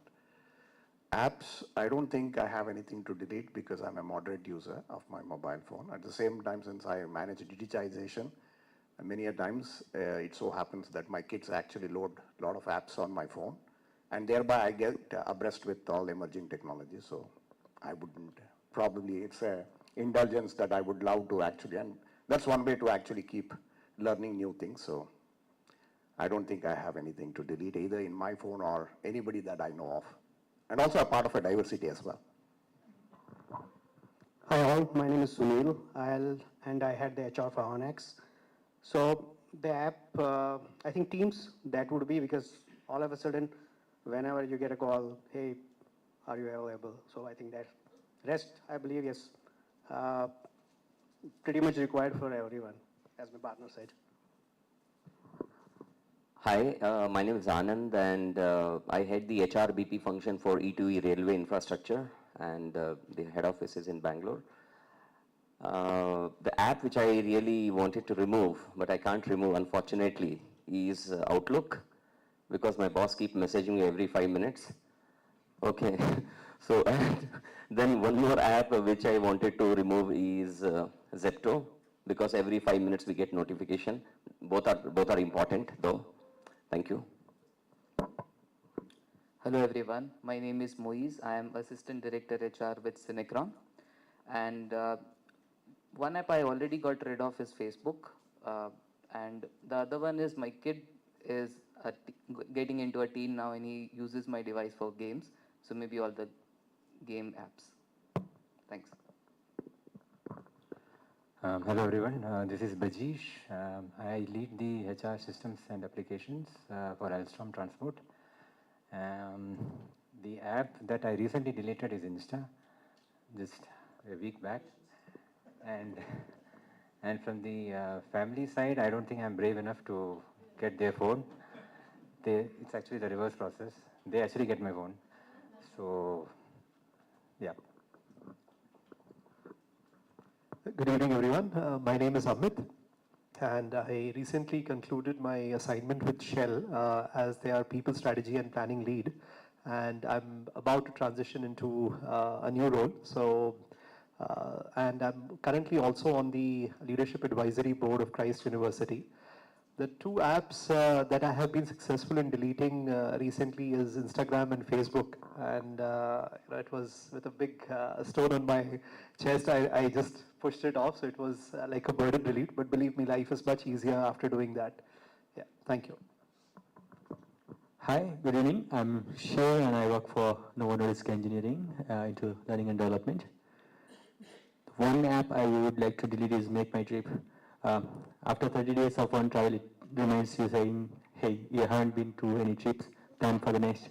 So it makes me feel so guilty unless we have a great LTA policy. Need more money to travel, that's the reason. Hello, hi, good evening everyone. Myself Karthik. I am working as a talent acquisition lead with a company called TELUS Digital. So when we talk about app, I think many of here will be opposing this. So ChatGPT, because as a recruiter, I somehow feel that it is not allowing me to think beyond the limit. So say for example, I mean, according to the hiring manager pressure, what I'm just doing it currently in my job is, so I'm just typing this job description in this ChatGPT. It is actually giving me the exact, keywords. So I'm just typing it in LinkedIn and Naukri. So it is actually not allowing me to think beyond the limit. So that somehow I feel like there should be some restrictions. See, at the end of the day, I need to submit the profiles to my hiring manager. So that's one of the target. I somehow feel like there should be some limitations for ChatGPT. And the second app is, of course, GPay and Navy. Like a lot of payment apps are coming up now with the new offers and coins or cashback. I somehow feel like spending money out of our purse will definitely leads to some monetization. So that's what I feel. Thank you. Hello everyone, good evening. My name is Kiran. I am a director in Capgemini. I lead one of the SBU. And I think I don't want to delete any app because I'm a very moderate user. So many almost complain that I don't even catch up to my WhatsApp messages at times. So it should be fine. As long as you're using it moderately, it should be good. Thank you. Thank you. Anybody left out? Latecomer? Okay, yes. Okay, let's change the question for her. Yeah? Okay. What can be question for Savita? I dare not speak right now. This good opportunity for you. I do not have an option. I have to go back with her. We are stuck for life. Yeah. She's like goody. Okay. So I'll also answer the same Yes, question, yes. please. So firstly, sorry and thank you for having me. And I'm sorry I'm late, but somewhere I was coming from, which is far away. The apps, well, I have 17-year-old boy, so I follow him everywhere, all the apps, all game. And you all talked about GPay and all that you should not have. So there's something called FamPay. You know, your son is calling it. So for me, every time his account is over, the message, the phone, it starts ringing very fast. So I have no other option to sustain and live and follow. And believe in me, some of the technologies are pretty good and it's nice apps. But yeah, it's okay. It's a technology and it's in your hand, how you want to draw those lines, right? Everywhere is there, all the technology, everything. And for ChatGPT also, you ask our kids and everyone and ask our teams, like where you work for, everyone uses it left, right and center. I'm sorry, I missed to tell that currently I'm not working. I have been on a break for 7 months, but earlier I was a global HR head for Wipro, and I worked in Capgemini, Nest Digital India, and all that stuff. So I'm here. Thank you all for having me. Thank you, Ashish. So somebody announced they are leaving a company. दो position open है. Did you hear that? You contact. देख लिया. Okay. Okay. So there were two reasons to ask this question. One is, when you do the intro, it's a scripted answer you will give. You are ready, because you keep doing this. It's always in your DNA, name, designation, company, and then role and all. But suddenly when question change, your entire personality and everything become different. I have seen some of the expression, oh, what should I think? Or, people proactively want to say something. Yeah. And second is it's relevant to topic. In the world of reskill, cross-skill, up-skill, we are going to delete this kind of app, which are actually helping tons of people. And imagine if creator of those application in this room and they are hearing all this, they will say, which kind of people they are, HR people. Yeah, but it's individual perception. And obviously, and like you said, why did I add family member? One is obviously lot of shopping. Yeah. Secondly, everybody has a kids, right? Some of the kids having a different kind of app which we don't know. Please keep checking the mobile. Huh?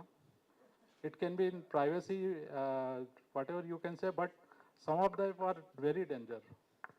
We really don't know the impact of those. Even we don't know which kind of app they are playing with. They don't have, they don't know the consequences, so they suddenly download, they get the notification, and life start. Yeah? Okay, so reskill, cross-skill, up-skill. There are a lot of L&D people in this room. Yeah, raise your hand, L&D expert. Wow. So favorite topic for you, huh? Good, good. Okay, so let's come to Symbiosis. So Silver Jubilee celebration, right? Of Symbiosis distance learning, correct? And we know Symbiosis, pioneer in education, very famous institute, plus, pioneer in distance learning also. Anybody alumni of Symbiosis in this room? Ashish, this is very bad, huh? But we'll get to see a lot of people down. Okay, so agenda is after this round table till 6:30 we'll be here, then we'll go down. There is a program, there is a workshop by Dale Carnegie, it's very interesting workshop, and then couple of session more, and then we'll end up with a networking dinner. Okay? Only in the introduction it took more than 30 to 45 minutes, huh? Any L&D person can tell me how to run this round table now? So that everybody get a good chance to speak and, they share their thought. A lot of senior people also here, I don't want them to, get into thought process, boss. Kahan pe bula liya? L&D. Yeah, that's what I wanted, some views. It's more of teamwork now. नहीं अगर वो यहाँ से भी चालू होगा ना तो यहाँ आते आते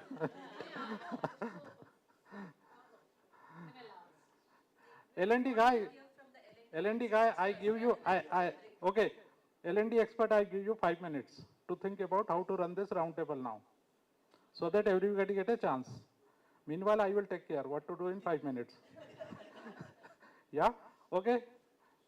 Those proudly raise the hand. Now it's their job.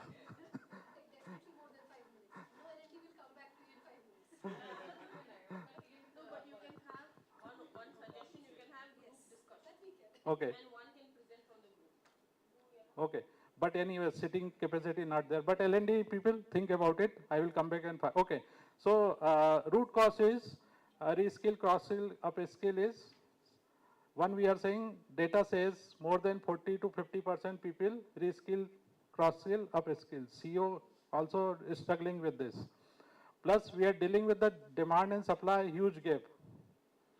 What is the selection ratio in your company? 1:500,000, right? Okay, and right? 200. Let's assume 200.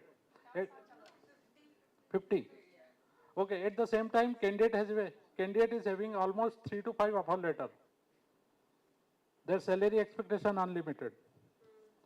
So where is the problem, I am asking? Where is the problem?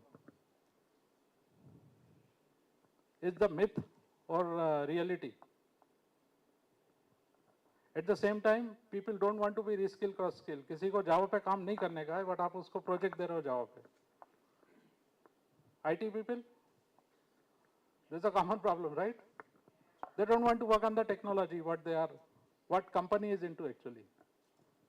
And then they get the offer letter somewhere else.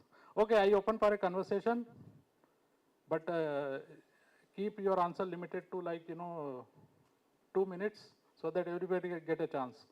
Meanwhile, if L&D guy is getting a very good model to run the round table, come back to me, yeah? Okay.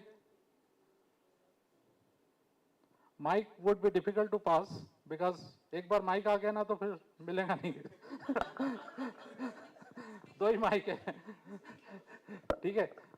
हाँ, speak louder. I think everybody can hear. Yeah.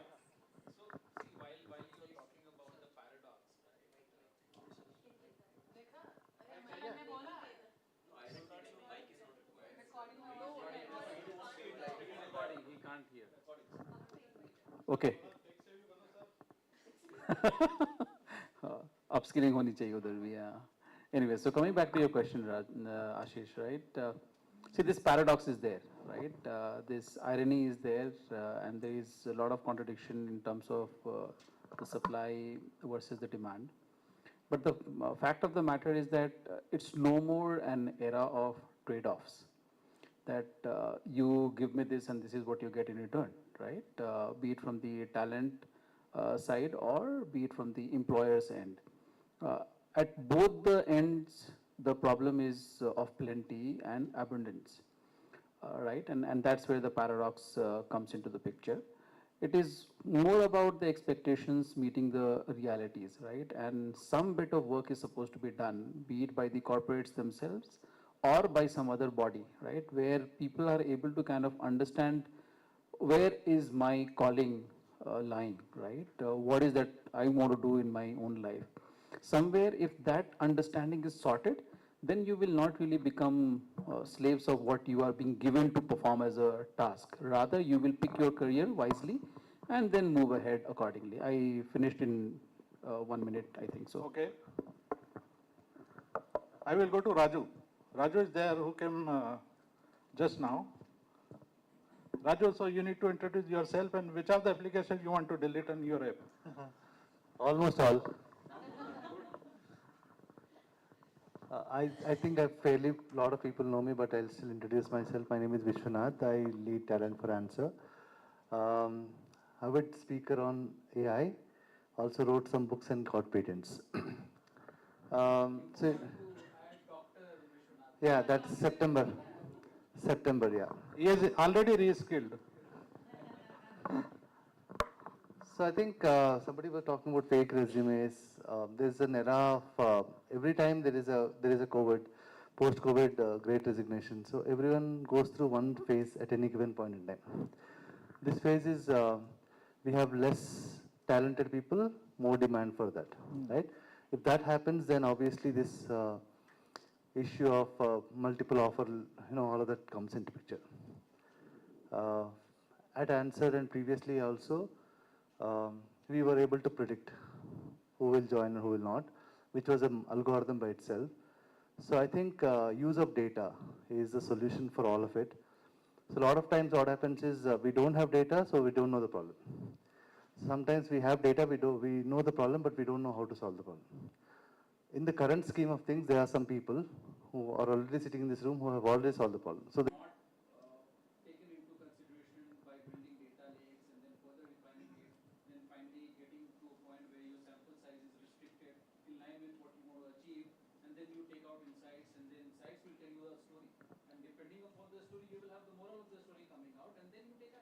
Got. Okay, let's hear from others.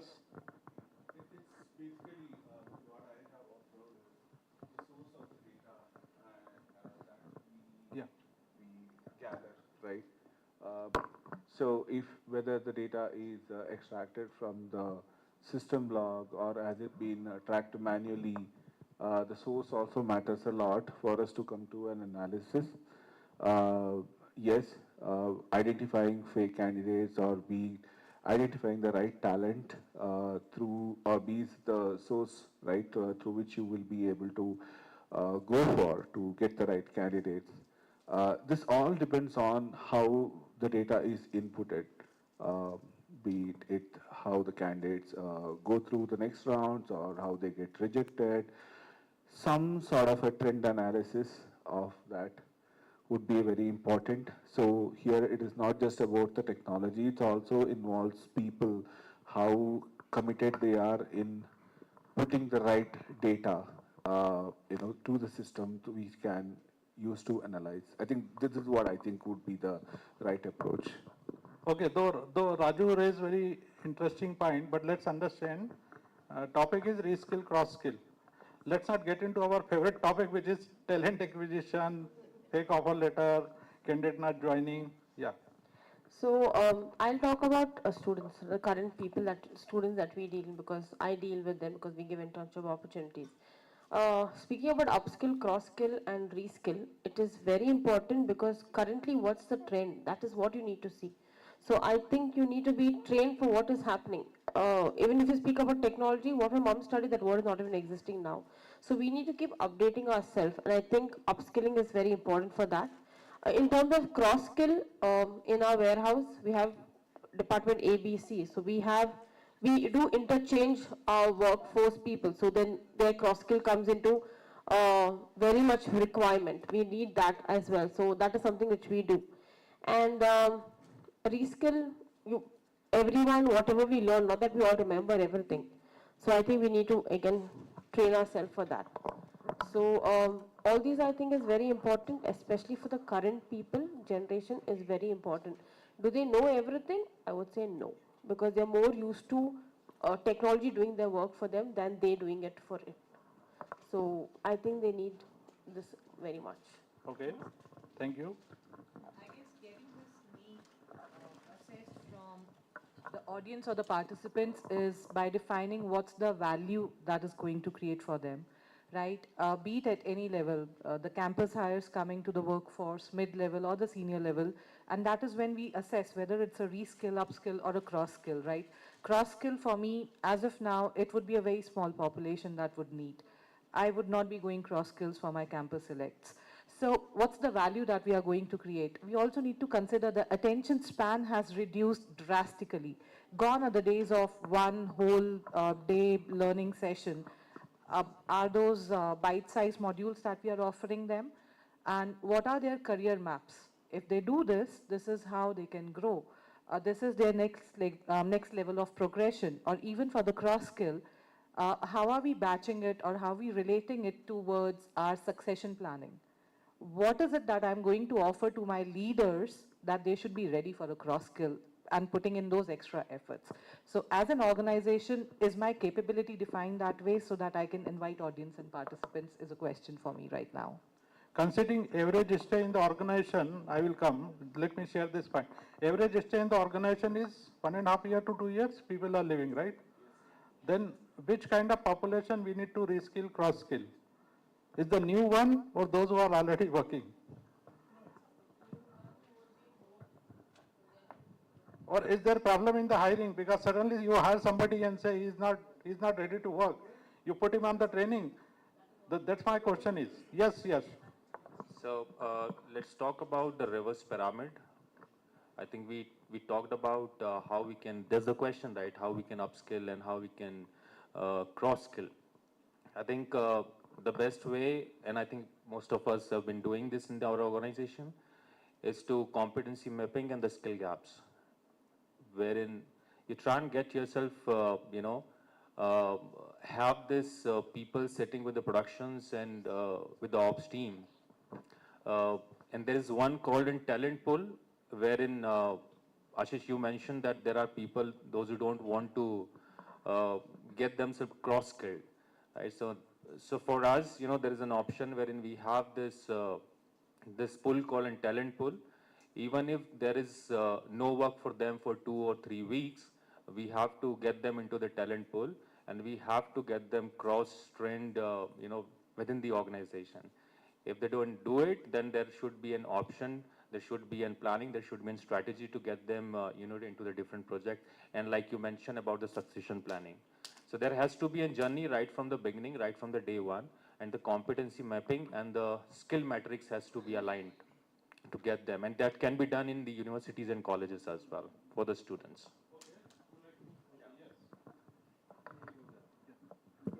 So we are a sales-driven organization. What happens is that when a candidate joins, we have to plan for the entire year. His journey for next 3 months. What is it going to learn? In another 3 months. So what we have done as an organization is we have come out with a clear-cut roadmap for all the new joinees. Number one. Number two, people whose performance is below 50%. What is that we're going to do? What are the interventions? Similarly, 50 to 70%. How we can move them to above 100% performance. 3, emerging leaders. Like, for all, as a criteria, we identified the top 100 leaders across organization, and based upon various parameters, we are focusing on them. How do they develop as a future leaders? And there's something called first-time managers. Like, we also give career growth for all the frontline people going as a leadership roles. So for them also, we are focusing exclusively because it's not about business or sales numbers. At the end of the day, you'll be managing the people, right? So you need to have people skills also. So we went up to the frontline managers. We identified who are the talents that we can absorb them as a leadership roles. So we fill our vacancies through internal movements only. And lastly, we also come out with the talent architects. Like, every place you cannot have trainers. You cannot have the L&D persons, right? So what we have done is we have come out with the talent architects. Like, across pan-India, we have run the, a theme, right? Wherever whoever wants to part of this talent academy, right? They are the talent architects for the, for that zone and for that region. So we have trained them, trained the trainer, everything we have done. So now what happens is talent architects, they'll be training further on different aspects. So that it is not the learning and development person will go all the way. Even the talent architects also easily available for them at their disposal in terms of learning, in terms of coaching, guiding and everything. So as an organization, there's different cohorts are there. Predominantly on the attrition front also, since we are a sales driven, a lot of opportunities are there. What we have done is we have studied the attrition at length. So we have come out with the machine learning tools and all, and what are the probables with the salary multiplier, we came to know that what are the probables who are going to resign next 3 months of time. So we have bucketed them in low performance, medium performance and high performance. So low and medium will be taken care by the talent academy, and high performers are taken care by the HRBPs. Okay. Yeah, so we are again cohorts, again how do you develop them, how do you refresh training for them, how do you refresh in terms of getting in touch with them.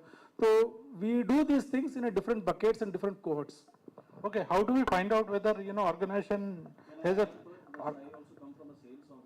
Okay, so I can ask directly one question. How do we find out, whether organization need to be reskill, cross-skill? What is the rule? I mean, how do you do that? I think there are, just adding on to what you're saying, because there are two specific questions I think we need to ask ourselves, because the first and foremost thing will be as to what roles are we going to retain in the organization in this current scenario where things are changing. Okay, what roles are going to become actually important for us to retain or have maybe over a horizon of 3 to 5 years. Okay, so we start looking at it from that angle. Now from that is where you start looking at what are the gaps. Now, there are two challenges I'm seeing here. One, we have a problem where you have skills available today, but then those skills are getting replaced by machine learning or with your AI and all that. So eventually, you will not have people coming at that level. Now, what happens then? There is a gap. When there's nobody joining at that level and everything is going to be done by software or by automation, how are you going to grow people to the next level where they're supposed to be managing the automation? So that's a gap which we really need to address. Secondly, at the level of managing the automation itself, the role of that individual is changing, because it is not expected that you cannot say that I am a developer, I'm going to be reporting to a team leader, and the team leader is going to be reporting into a delivery manager. No, that structure is changing. You are looking at a person probably who will actually be a collaborator at a larger level. He will be working across functions and he will have to utilize automation to deliver. So these two questions I think are very, very important, because these are basic answers that we will have to seek ourselves before we can decide how we are going to be doing upskilling or reskilling or cross-skilling. We'll come to you. So I was just coming back to the point of sales. What we are doing, we have a program called iAcademy where we take freshers from the campuses. We put them through a 6-month program and 3 months of classroom and 3 months of on the job, and then we deploy them. What we are trying out with these people is we are trying to create techno-commercial people. We do not want to have only technical people and only commercial people, because that probably will not exist over the next couple of years. Okay, so I just wanted to bring out this point. I will come to you. Is there a problem in hiring since you are TA guy? No, I'm actually wanted to answer your question when you said what we do to identify, right, in terms of that. I think this upskilling, reskilling or cross-skill, development, it's not a problem. I think it's more of a need of an hour, right, what I think, because like my friend says, the AI is coming in, picking up a lot of stuff, so you have to learn new skills.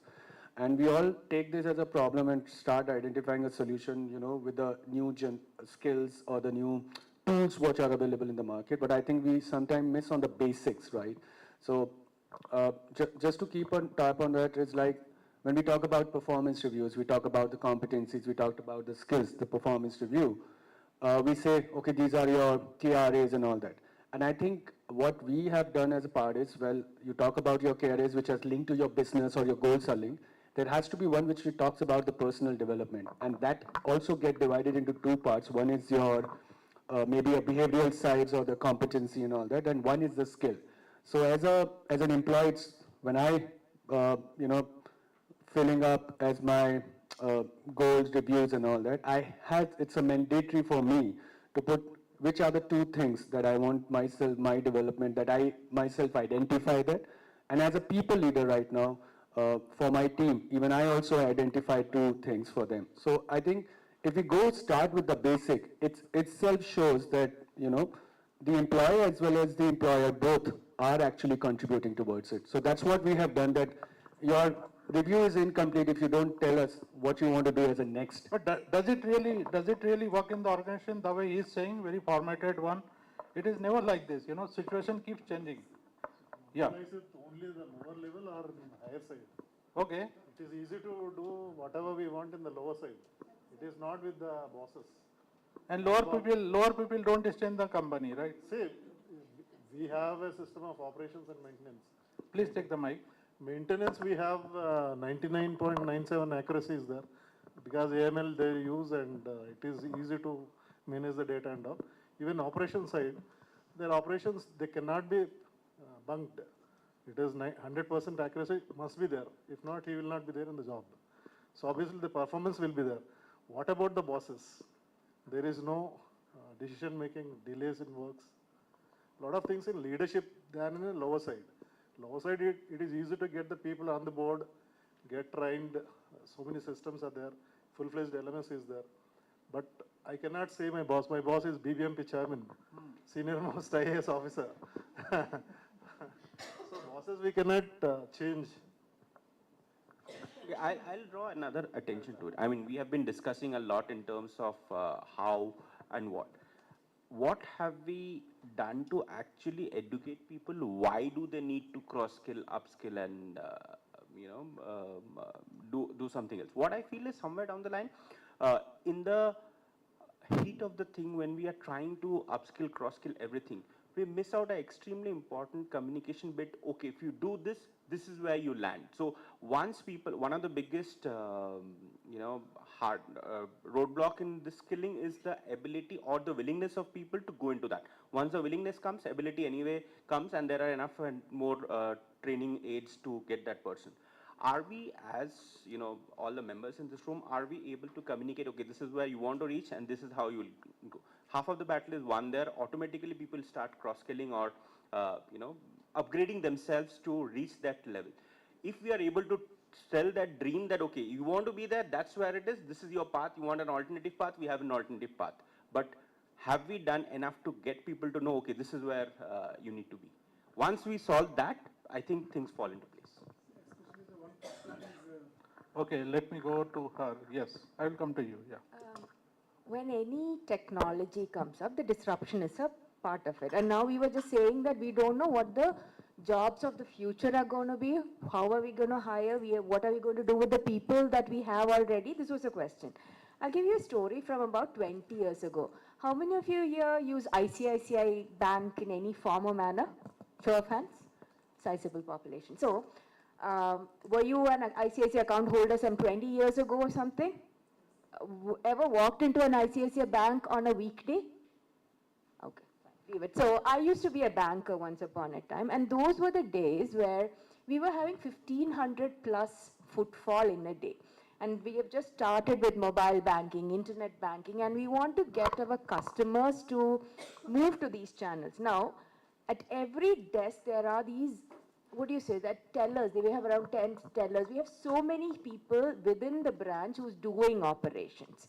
And we know, bank itself knows that we are going to move to a place where these particular skills, the ones that were tellers sitting and counting cash, all of those are skills and jobs are going to go away.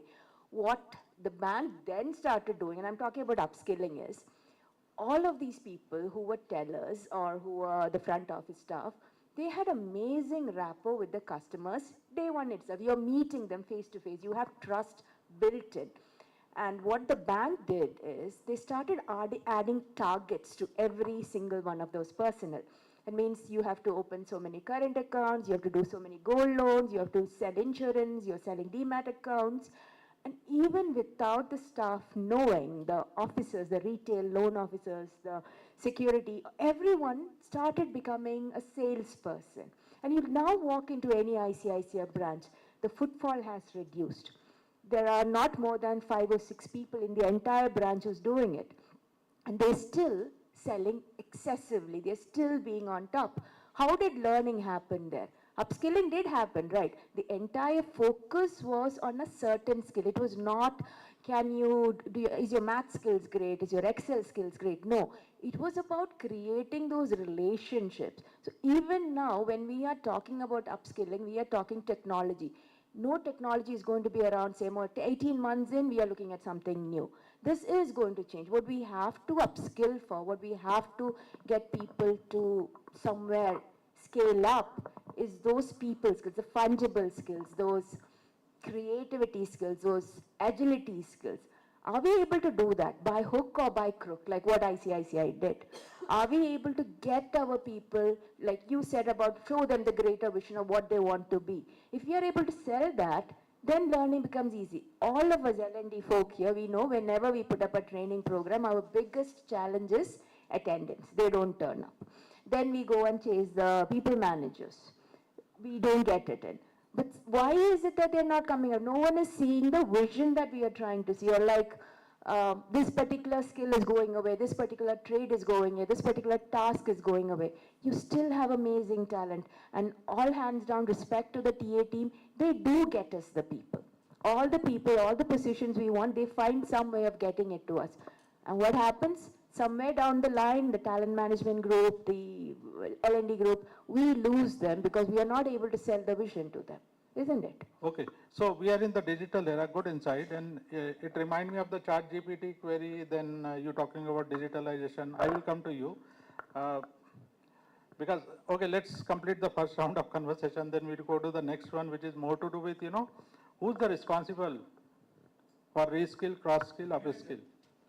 Manager,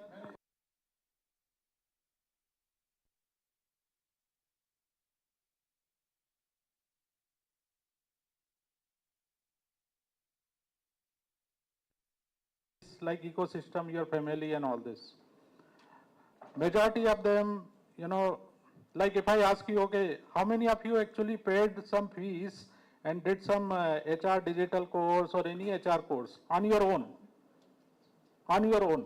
You paid the fees on your own? Wow, सबका salary अच्छा है यार. हाँ. Yeah. Okay. So I think from the finding it is coming, okay, individual is more responsible, right? Yeah. Yes. But at the end of the day, it is the manager, because people work for people and people live for people. So I have seen the crux is the manager who can guide them, who can relate to what is required on a delivery front. Okay, so अभी तक बहुत serious discussion हो रहा है. Please bring some energy in the room and come up with some weird thought, weird views. Yeah, don't worry, yaar. You are CHRO and L&D head. It doesn't mean that you can't share out of the way. Yeah. So okay. Yes, Shiva. L&D people still didn't come back to me how to run the round table. Very bad, very bad. Huh? They will take 3 days. Yes. So as far as attendance,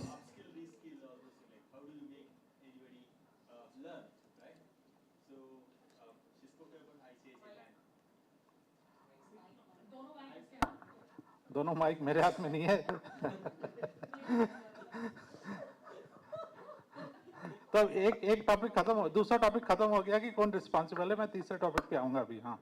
He just asked us to add some fun element to that, the topic. That's the reason I'm talking this.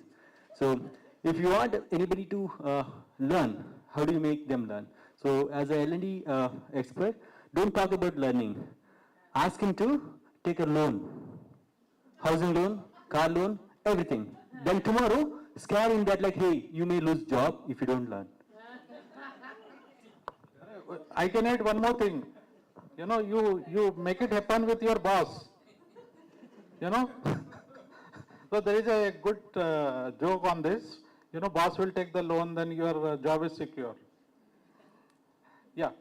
So similar to what Shiva just mentioned, the problem that I was facing in my organization was more of a will issue than a skill issue. So I'm like really surprised to see that, all of you ladies and gentlemen were like, having such good participants in your companies who were proactively willing to take up courses and, get themselves upskilled or cross-skilled. But over here, it was like, you can take the horse to the water, but you can't make the horse drink. So this was one of the major challenges that I was facing. And so I had to kind of get the buy-in of the senior management and make them lead by example. So, they had to kind of undertake some top courses, and we classified the skills into 3 different categories, which is like, hot skills, core skills, and adjacent skills. So hot skills are the ones which are skills of the future, which will help them remain relevant, for future roles and for their jobs to remain relevant. And it was with constant effort and reinforcement of the senior management, the middle management, to kind of ensure that they are going through those courses and they are posting all of their courses on Yammer and all those different media channels, which are available to the end user or the participant. Despite that, there was a very little traction. So I would say the needle moved by, say, from about 10% to about 25%. But still, there was a huge gap. The distance was huge to be covered, and that's when the ideology or the framework came in that it has to be built into their goal sheets, and it has to kind of come into be part of their review mechanism, and that's when the needle started moving. So, जैसे वो कहावत है कि जब तक डंडा नहीं पड़ता है सर पे तब तक they don't act or they don't move. So this was one of the major challenges that I was facing, and that's how I started seeing the needle move. How many in this room have changed their HR role every 1 or 2 years? You were in, let's assume you were in TA, now you are into CNB, from CNB you move to, L&D, from L&D you move to... Raise your hand if you change.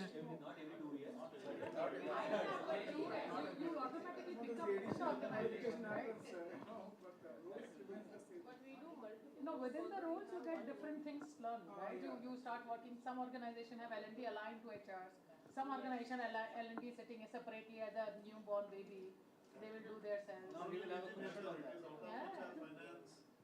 That's right, now you have worked with everything. Also we are hiring, onboarding, everything. Now capability building you're talking about, right? That also is now part of the HR, the whole gamut of the business. Otherwise, they all work in silos. Yeah, but this comes as a part of organization role. It is may not be of your choice. That's another challenge we face, Ashish. Right? It may not be of your choice. We want you to skill on a particular direction, especially in our space where cybersecurity. You ask the gentleman or lady to do one portion. I don't want to do this, I want to do this. That becomes another challenge. So you have to figure out then how you keep the employee also engaged in terms of what is being done. We can always leverage, what the organization wants. yes, I hear you, and we can always leverage AI to our benefit. We live in an era of hyper personalization wherein we can use all the data that we collected in order to where they want to head towards in their career. There is a concept you might have heard which is called learning in the flow of work. How many of you know that? Yes. So there are micro and macro level learnings which you can embed in the entire life cycle of an employee, and you can leverage AI for that. So this will help us go away with the reluctance of the employee to upskill themselves. And again, this hyper personalization would also give us an insight on which departments or which roles as per our company's vision needs an upskilling or reskilling or cross-skilling. So this is a solution that we can use right now. Let's hear from doctor. Doctor, what's your view?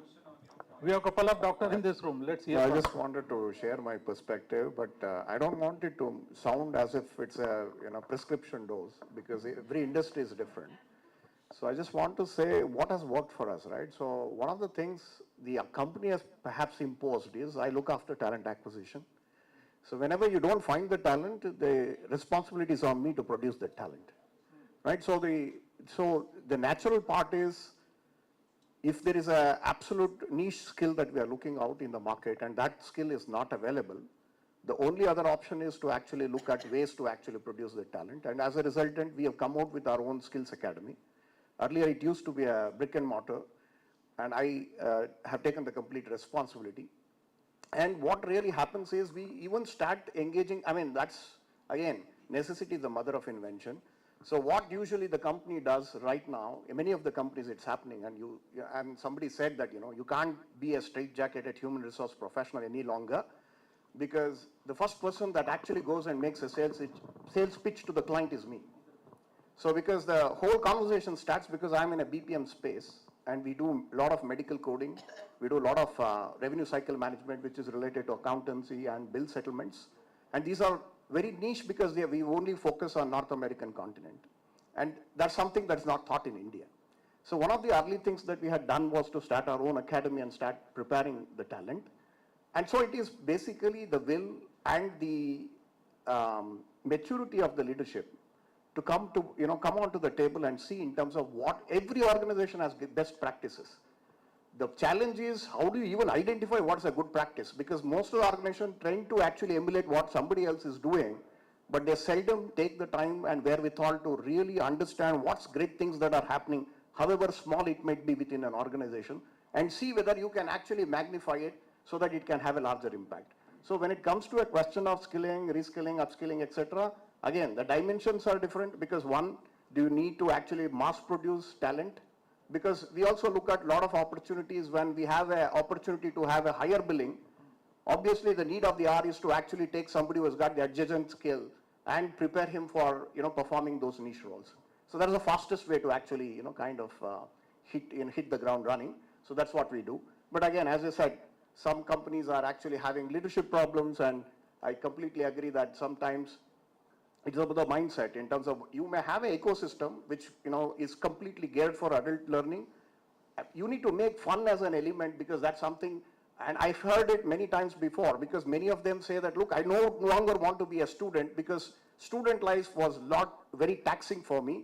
It was not studious. So I've come out of my education, so I don't want to go back to getting educated, right? So, and I don't want to get into learning unless that is a lot of fun element involved in learning.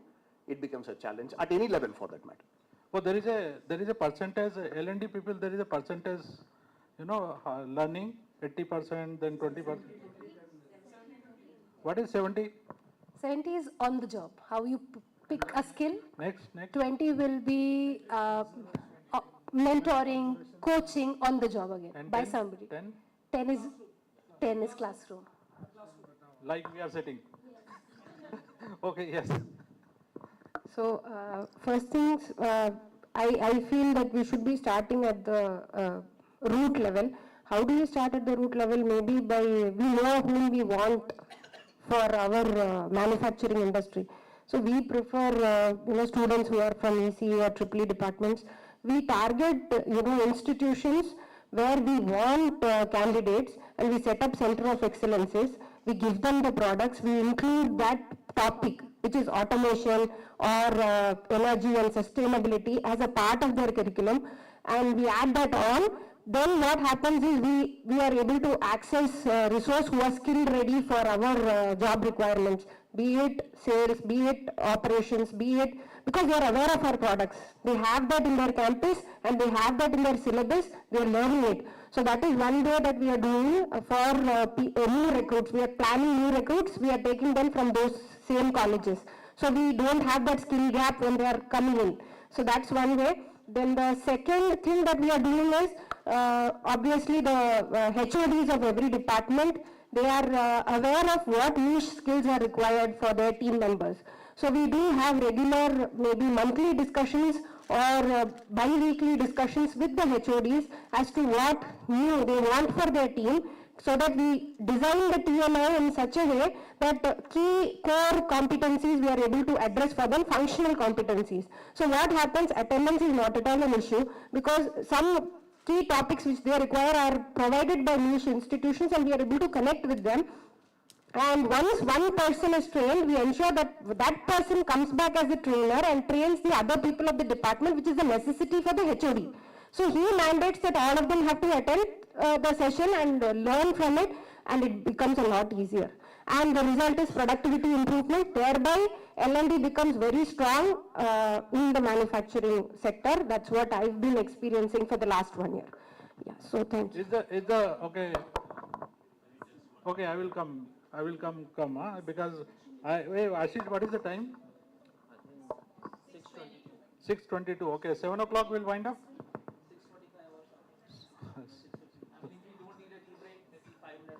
We don't need tea break. Okay. Okay. Yeah, that's what I want to go one by one. Nitin, I will come to you. You have spoken? No, she's not spoken. Okay, continue.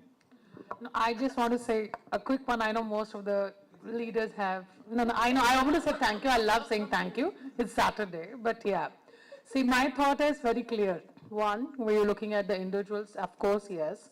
But second, while you look at the manager trying to give defined part, show you that if you do this training or you do this or X number of courses, you get promoted. True, that's manager's thought process. But my problem is, when you look at the leadership development, it comes from the mindset of the leaders.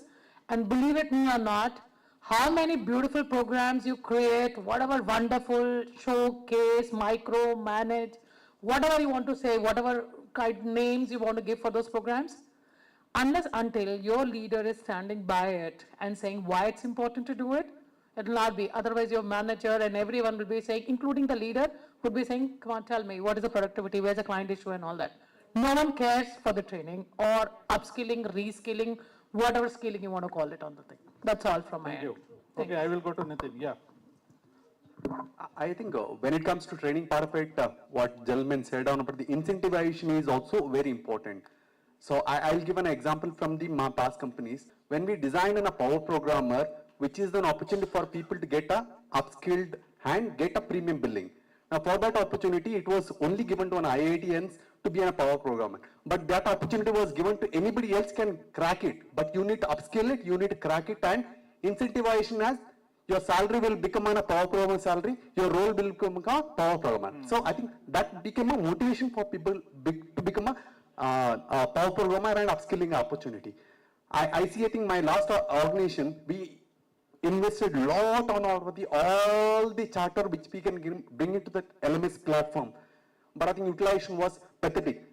The current organization where I'm working, I think we didn't bring in any LMS platform. Instead, I think we incentivize by telling that as a part of their OKR model, you can work along with the manager. There is the budget which is given as a part of the upskilling journey. If you want to do it, you can utilize it. But I think no LMS platform given because you cannot serve an A versus B because the requirement is very different, generation is very different, everybody's need is very different.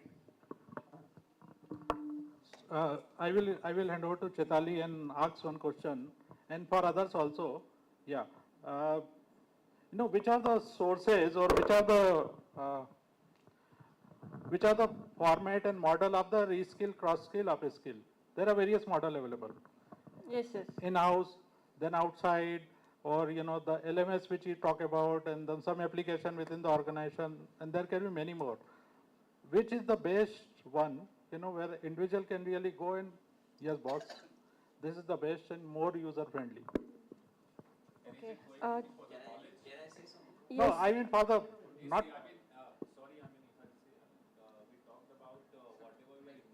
Mike, okay.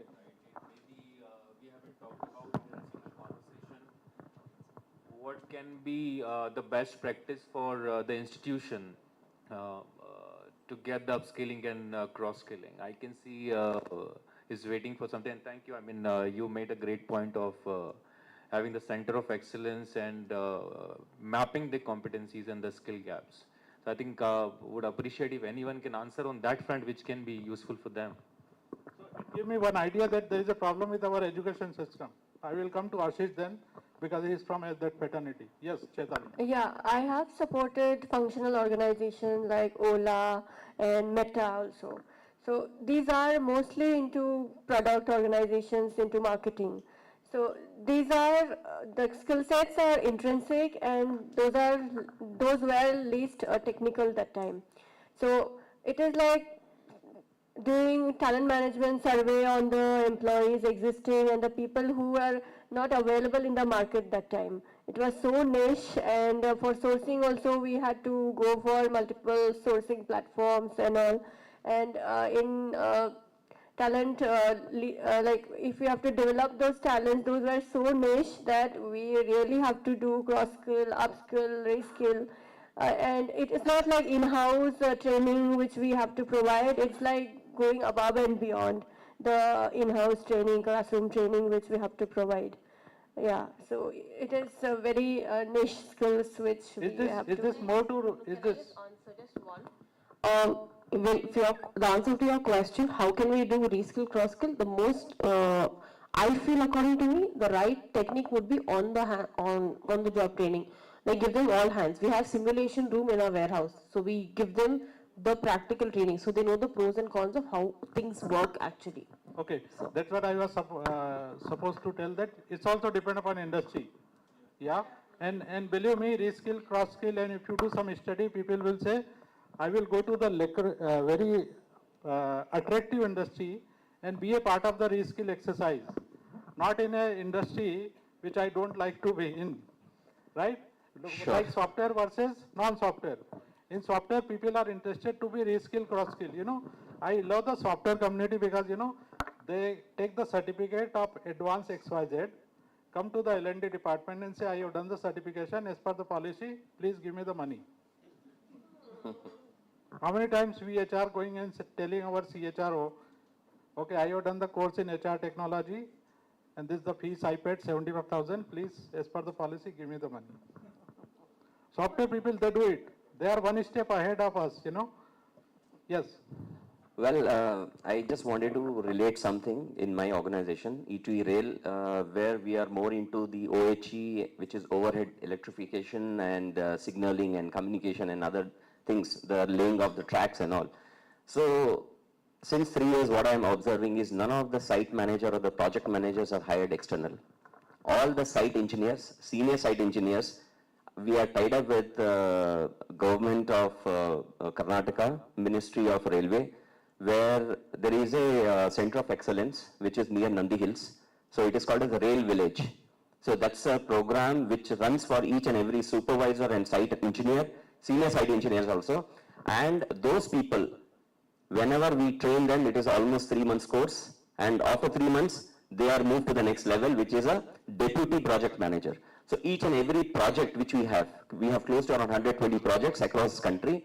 Each and every project from north to south, east and west, all these people are promoted and they are deputed to these projects. So this is a continuous training program which happens an entire year. So that is where I think I could relate to this, called a Center of Excellence of Rail Village. Thank Okay, you. anyone who's not spoken? I'll just. Okay, anyone who's not. Yeah. How do you select, or Well, everyone coming there? Yeah, Sir, so we have. Savita का question answer करना. How's the salary in railway industry? I just want to quote an example. Rail Village का NGO भी है. Rail village NGO भी है. Okay, who's not spoken? Who's not spoken? We have actually a skill matching thing and Okay, Brajesh, yeah. we select individuals. It is not that each and everyone will go through this program. We will see the longevity of the period where this guy has worked for 3 years, 5 years like that. It is not that people who are working for 1 year, 2 years immediately we put on to this program. So you hire people. Yeah, tenure is one of the criteria, and then we have education, we have past performance, PMS, ratings, so many things, and then finally we select people who will move to this training program at Rail Village. Any HR vacancy there? Yeah, we have. Yeah, there are a couple of HR vacancies coming up, and which are more of HR VPs, which are Okay. junior positions. Okay.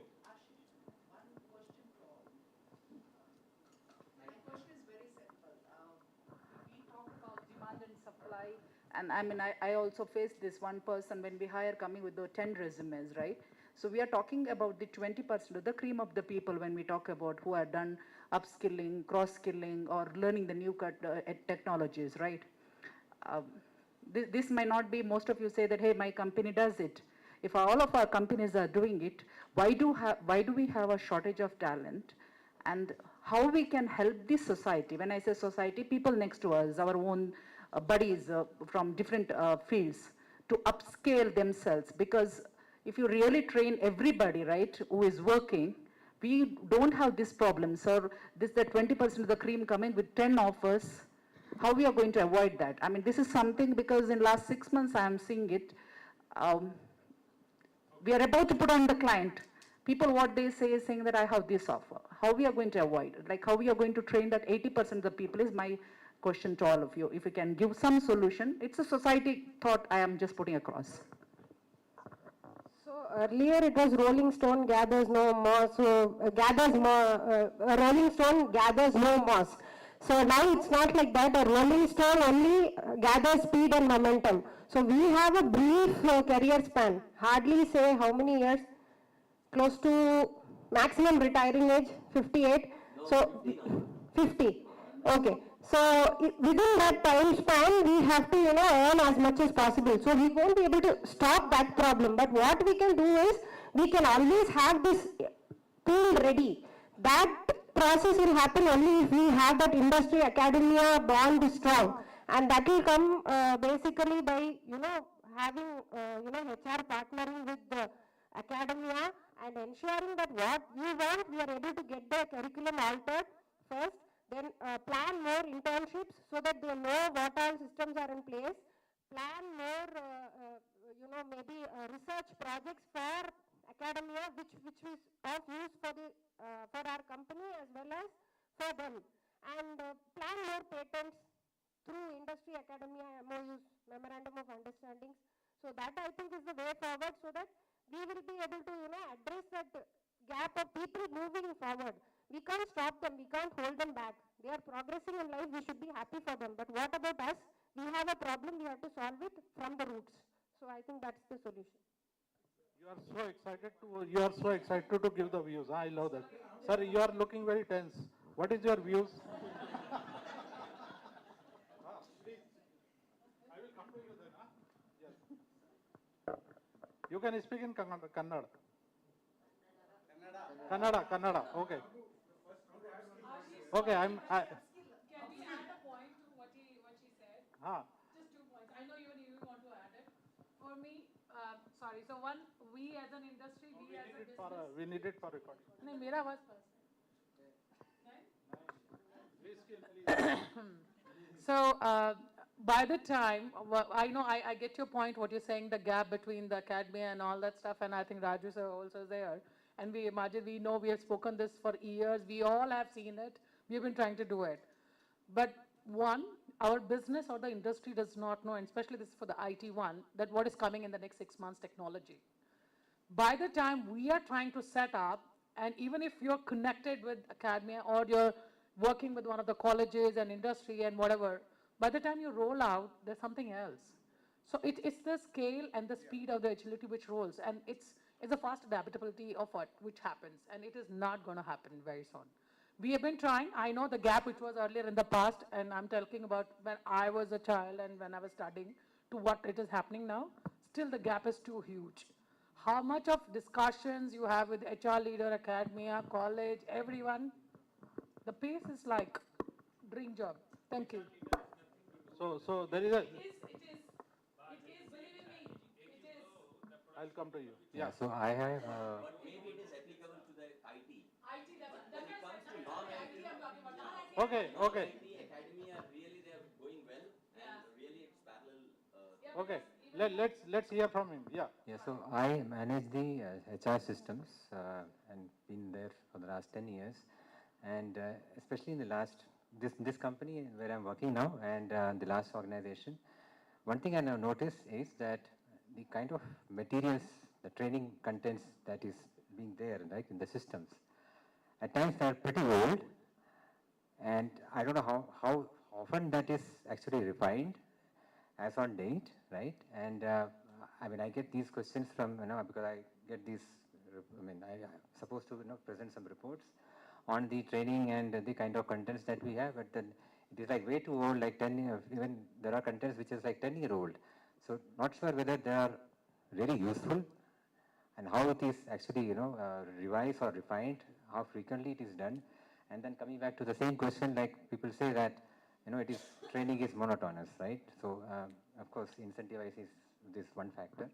But then sitting in a classroom or a session for 8 hours, 9 hours, and people say that it's very boring because it's the same old content, same old thing that we are getting into. So that's again a question, like how often we actually refine that, how often we refine the training contents. So I don't have the answer. So experts like the learning experts or whoever wants to, Okay, L&D expert will not come, don't worry. they have gone into shelf. Okay. So I think my bit of observation and what has really worked well, right, in the industry, I think we always have a challenge of employees taking up, upskilling, reskilling, cross-skilling, whatever be it. I think it's all about the people managers, how well can they guide and then, sponsor. I think that maturity of the people managers makes a huge difference, because once you guide the employee to, build a particular career path, right, and then keep them motivated to say how fast can you achieve or what are the modes to achieve, I think then the employee definitely will go and, upskill, cross-skill. I think that's where we need to really strengthen with respect to how we kind of, how those managers put into them. Right? Those competencies are what we need to really focus on. The problem with people manager is, they become a manager without having a managerial capability. Last event में बोला, people, most of you giving quarterly or half yearly promotion just to retain them. Their title need to be changed. Salary increase हो रहा है, next level जा रहा है, but they are not actually manager on the ground, right? This is the big problem we are facing as an industry. Yes, Raju. So there are, I think recent research said that there are 4 types of organizations. Organization A, they don't know what they need to do with their talent. They have talent, they have all these problems. Organization B, they have all these problems, but they have something called as career map. Through career map, they are able to solve some of the problems. Organization C, they have learning maps in addition to career map.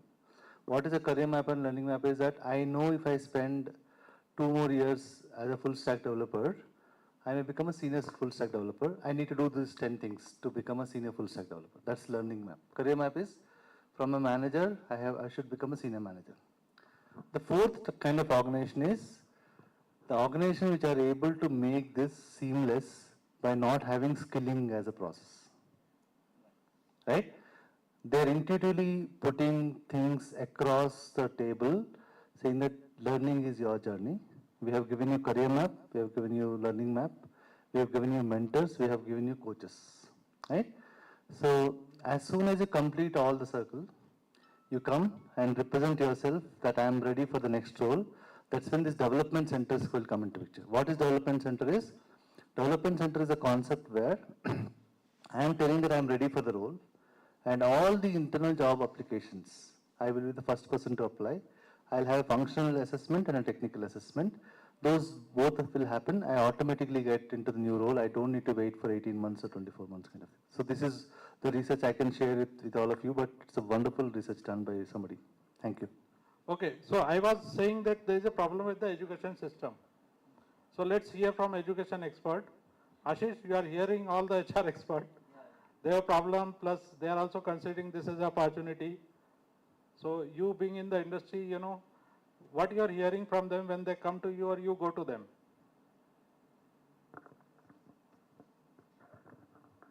I think today I didn't want to focus more on what we already know, what is it that we are doing. I wanted to just hear from the horse's mouth. So though we don't have the right time for it, but then there's a lot of work that we are doing with corporates, with over 500 corporates in India, whether in BFSI, with a lot of companies like Shriram, Bajaj and all, whether in automotive, Skoda, Volkswagen, Mercedes and all, with many other tech companies. Whether it is about co-creating learning factories, whether it is setting up learning academies jointly or skill development academies, as somebody said. So in fact, we have set up some skill academies in collaboration with some companies. Whether it is about getting into research projects, whether it is about defining some of the problem statements for them. So in fact, we have, apart from all other entities that we have, there's one institute that we have entity which is called Skills University. In fact, we were the first in India to have set up any Skills University. So when we say Skills University, the kind of pedagogy that we have that place is that every semester the students have to be in the industry. So it's like 40% times they are on the campus learning and 60% of the time they are in the industry working. So there are a lot of companies who work closely with us in setting up the curriculum, the pedagogy. So this is more related to the new hiring thing, which is related to the talent acquisition, getting fresh hiring. But there's a lot of work that we are doing in for the people who are already, I mean, for the existing employees. So that is our main forte, and there's a lot of work that we are doing in that particular space. I won't be able to explain each and everything right now, but there are a lot of use cases how we have been working in this L&D space, and I mean, doing a lot of work in collaboration with these companies, jointly with these companies. So talking about cross-functional skills, somebody was talking, I'll just limit my point to one of the things. You know, what we have seen working with a lot of L&D teams across companies, I mean, as an L&D manager, as an L&D head, if you don't understand business, if you don't understand your marketing team, if you don't understand your cross-functional teams, any L&D policy that you create will be meaningless and useless. And for the rest of the company, you will be the most unproductive department in the company. As a business owner, if you don't understand the reason behind your L&D team creating the policies and trying to do the competency mapping, so you will have some different perspective about the HR team. So how do we align these things? So that is a whole use case, a case study that we had developed. So maybe post this session sometime, maybe after a couple of days, we'll tell our team to share those case studies with you, some of the best practices, some of the use cases that we have developed over the period with working with a lot of such companies. So I limit this thing to that because I think we are now hardly 3-4 minutes away. Yeah, I think 15 minutes more, huh? I will take. Okay, one by 15 minutes. Don't worry. Yeah? He's trying to tell us नहीं नहीं अभी नहीं हुआ time. आशीष अभी नहीं हुआ. हाँ, we are also coming down. Don't worry. Okay, one by one, let's pick up one word from each one of you when it comes to the reskill, cross-skill, upskill. One, I mean the positive and negative. For HR people. Unlearning. Yeah. Yes. Learning. Necessity. Necessity is mother of invention. Yeah. From the organization perspective, I think it's accurate diagnosis. Assessment. Yeah. Okay. To understand what are the exact skill gaps. And from individual? And from individual, my favorite statement is learning is earning. Self-awareness. I would say start from the top. We have missed out on this point, and I thought that somebody would build, but start from the top. Delegation, huh? No, not Okay. anything. Leadership. Yes, got it, yeah. Unlearning. We have to to absorb more, we have to kind of let go what is not relevant at this point of time. And otherwise, this kind of always stays in. Individual future. Future, okay. Yes, Sanket. Yes. Versatilist, because I feel gone are the days that we always talk about one single competence. Today we need to be master of many and learn through curiosity. End goal, where you want to reach to. Should be right skilling. Possibilities. I would say growth. I'll say strategic approach. Wow. Stay hungry. Stay hungry. Mastery. According to me, it's creating the WIFM. What's in it for me? Culture. If you have to earn, you have to add a L, which becomes learn. Self-reflection. Creating value. Wow. Okay, Ashish, just 5 minutes more, yeah. Yeah, one word, huh? Savita, only one word. Bolu?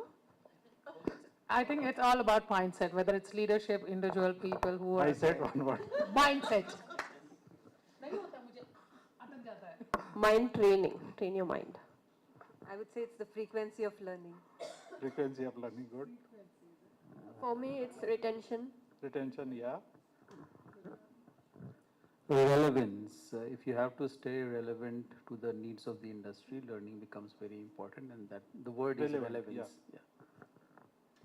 Must. I would say upskilling, reskilling, or a cross-skilling is a must. Must, okay, mandate, yeah. Disrupt yourself or get disrupted. Kidnap, otherwise get kidnapped. It's a necessity. Enroll, you should say enroll. It's all about sustainability and growth. Sustainability, what kahan se aa gaya? हाँ जी, it's you want to survive, you need to continuously, reevaluating yourself and growing the skill. So adaptability, perseverance, and 1% continuous growth, continuous improvement, not growth. Yes. The business value proposition, whatever you're doing. Sir, you are still in tense, huh? It's individuals like curiosity. Curiosity. Okay, great. Okay, so thanks for being wonderful audience. Now, what is the agenda? Okay, whatever word you have said, just go back to your company and see the team which you are working. Are you providing this kind of ecosystem associated with the word? Are they getting those kind of support and all? Yes. Are you also getting those kind of support from your top or not? So you are not getting from the top, which means. Right. So if you are not getting from the top, which means there is a decision you need to make. Okay. So now the agenda is we'll wind up round table here. Ashish, we need to go down there. So what is the agenda? Can you please tell everybody? So after this, maybe we can have 5 minutes of break, a coffee break. The coffee, tea, everything has been arranged near the Crystal Hall, ground floor. And then at exact 7 p.m., we'll be starting with one executive workshop on executive presence by Dale Carnegie, which will go on for almost 45 minutes. And then another 20 minutes for award ceremony. And I think we'll be winding up by 8:20 or 8:30 p.m. So we can have a dinner, networking, everything. Anybody getting award in this room? You tell me, you name it, and I'll give it to them. I'll put the ball in your court. Okay, so please contact me in case you need the award. Okay, okay. So now it comes to HR Shaper. HR Shaper, everybody know you. If you are not part of the HR Shaper, do let me know. On an average, 1 or 2 event happening every week in some or other part of the India. Yeah, and we are going to celebrate our, I don't know, 13 or 12, 13, 13 year. That's in Lonavala. All of you are welcome on your own. And then we do it in Lonavala every year. It's a 3 days, 2 night chill out trip. Okay, no HR Gyan and all. Just enjoy the beauty and atmosphere, weather of Lonavala. And it's 11 to 13 July. And then next session is happening 5th in Hyderabad. Ashish, in Hyderabad also, if you have this much of big room, please let me know. I will change the format. Okay, so Silver Jubilee celebration, we are going pan India, right? So it started from here. We are going to Hyderabad, then Mumbai, then, okay, yeah, Dubai. We did it in Dubai. Then going to Hyderabad, then Kolkata and Pune also, yeah? And thanks to Symbiosis, obviously, they are going to meet all the alumni also. You can become an alumni after 1 year in case you want to be. I'm doing little bit sales pitch. Yeah. Okay, so let's be there. Tea break is here or down? Downstairs. Okay. And thanks to entire Symbiosis team. Raise your hand in case they want to be connected with you. Raise your hand. Who are from Symbiosis?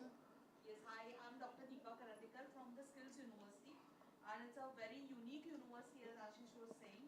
We have all the labs set up by various industries, and our students are 80% of the time in those labs. Like I was just sharing with her, we have entire shopper stop, entire wellness spa labs in the campus. So please do visit Pune Symbiosis. We will be very happy to welcome all of you. Thank you. It is same on the Mumbai-Pune highway? Yes. Okay, I will request everybody just visit once Symbiosis Skill University. I love the architecture over there. It is like British, the old one. And every month we have a film shooting also Film, happening. yeah, so many film shooting happening. Yeah, thank you so much. Yeah.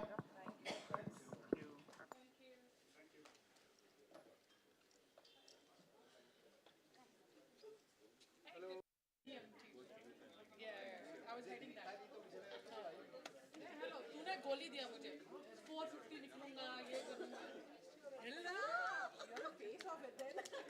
नहीं यार तूने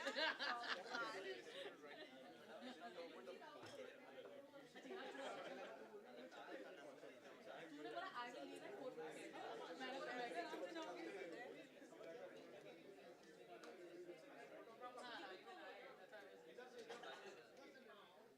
बेटे ने मुझे busy रखा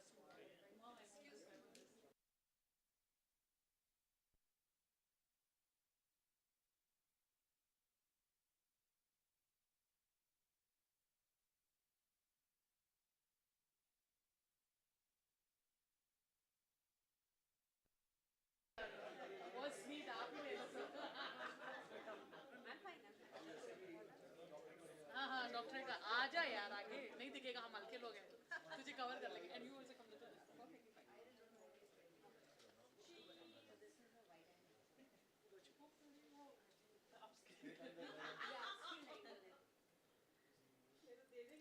वो ले रहा आधा आधा ले रहा आधा मैं इधर ले रहा हूँ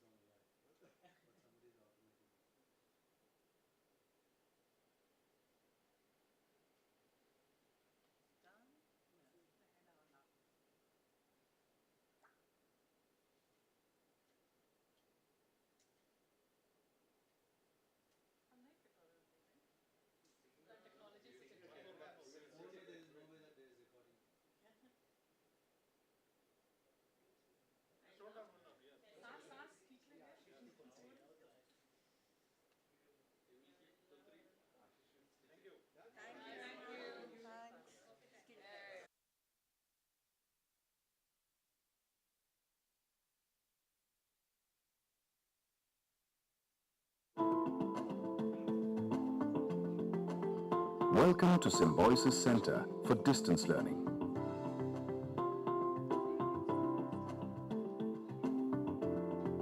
India's largest and most trusted institution for flexible, future-ready education.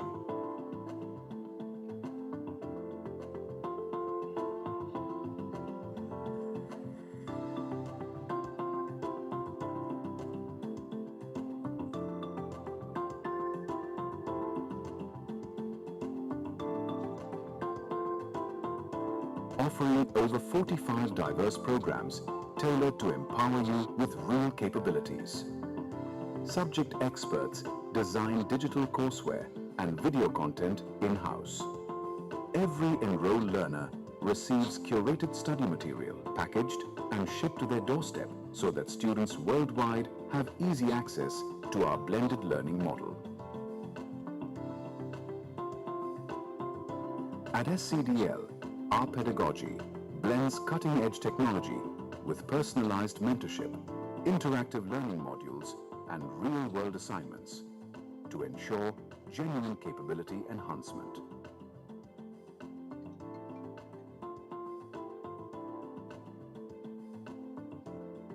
The Student Support Center and e-communication team provide continuous assistance, resolving queries, guiding coursework, and ensuring no learner is left behind.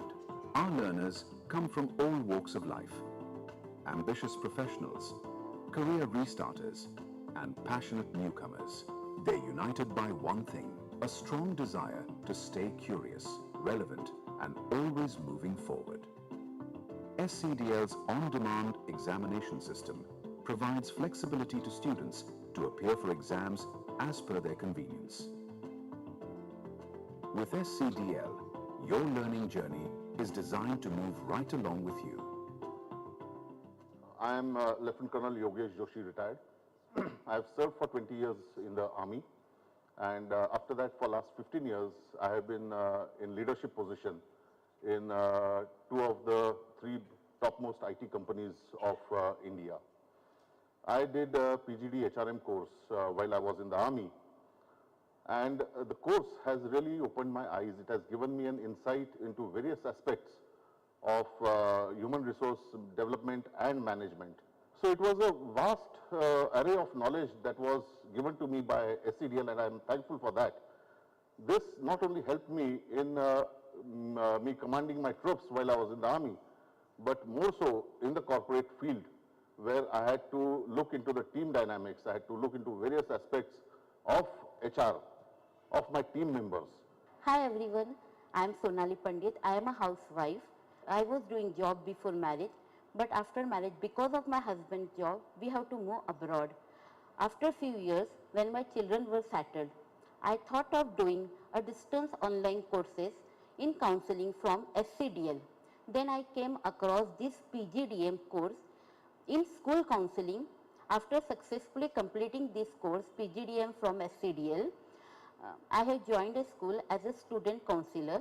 This has changed my life as I am able to fulfill my dreams, and I am very happy after completing this PGDM from SCDL.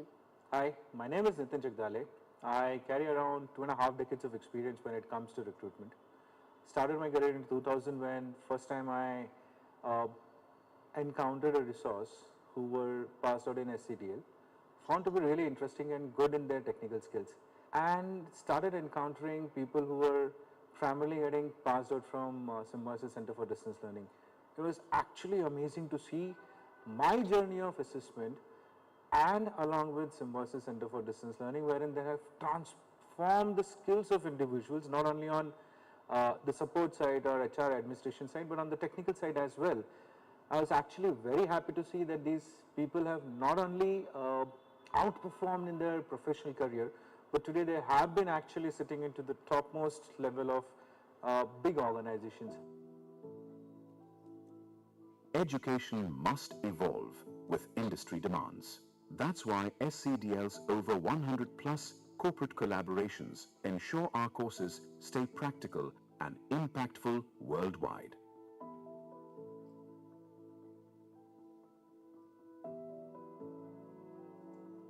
I congratulate Symbiosis Center for Distance Learning on completion of 25 successful years.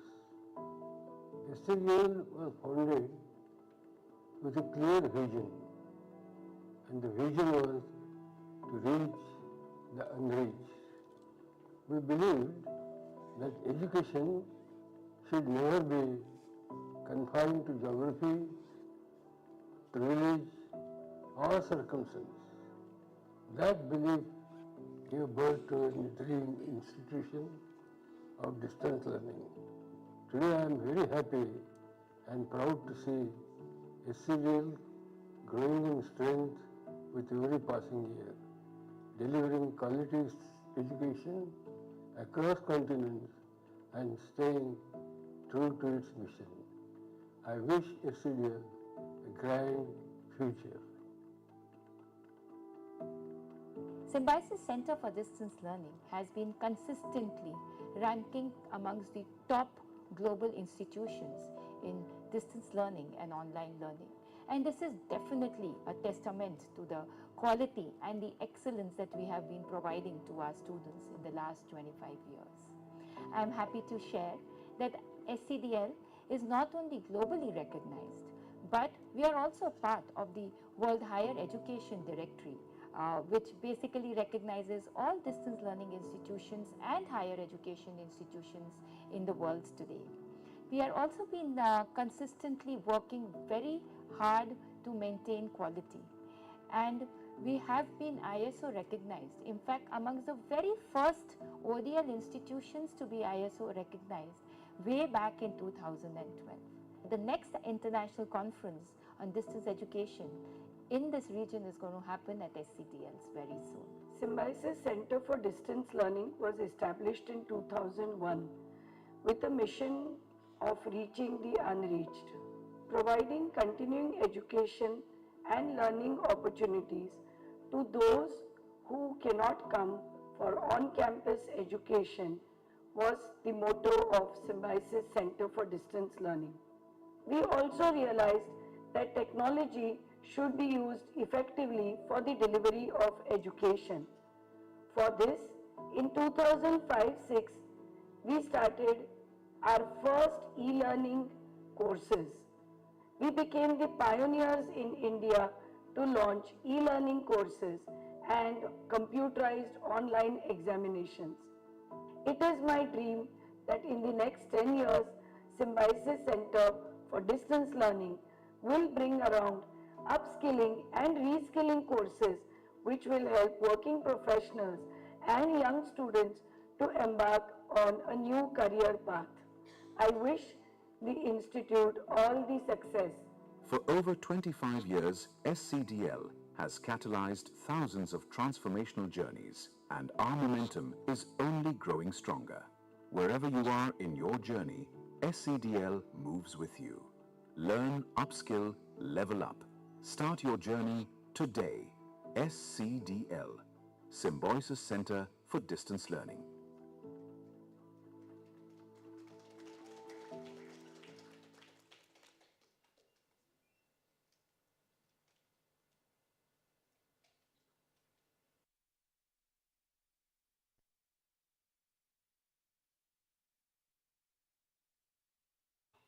Please. I'll change it.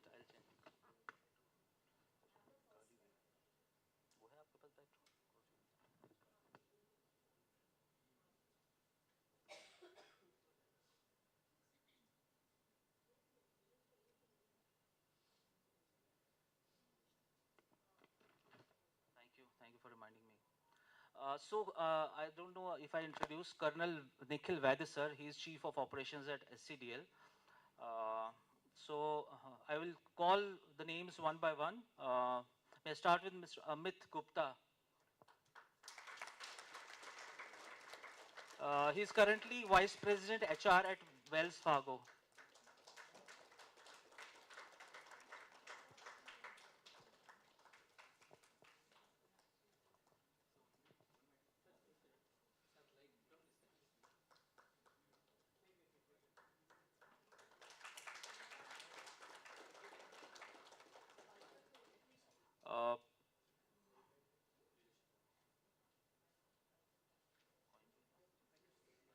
Next, Amog Mehrotra.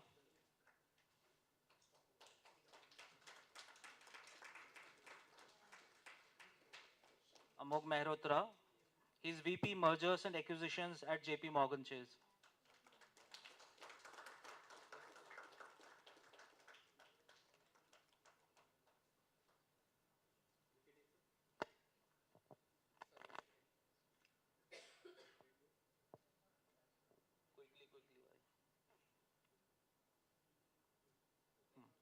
Next, Shashidhar Mangalgi. Thank you. He is Senior DGM at Bharat Electronics Limited.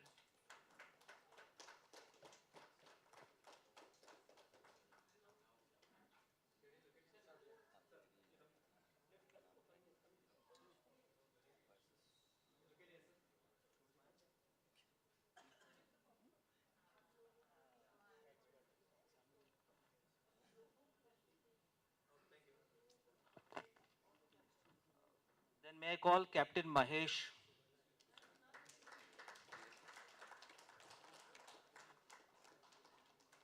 Chief People Officer at iValue Group.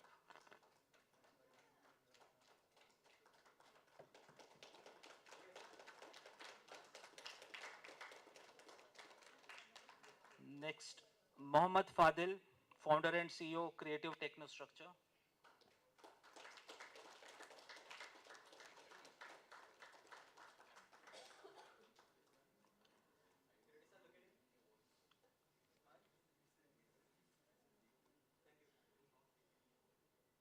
PT Bhaskaran. PT Bhaskaran is VP Operations at San Engineering and Locomotive Company Limited.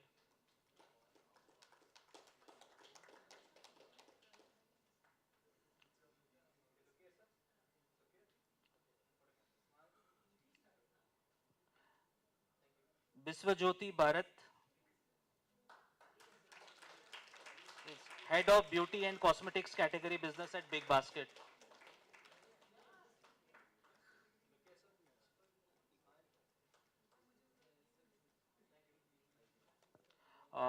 Radhika Pange, Co-Founder Retail View.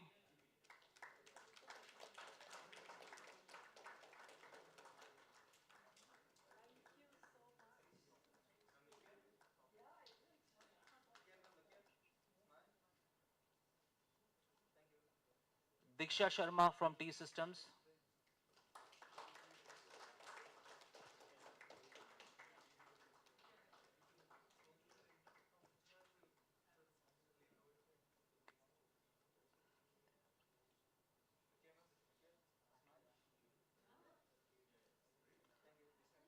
Deva Pratap P from SKL Software. Okay, I'm sorry, I missed out. TR Karthik.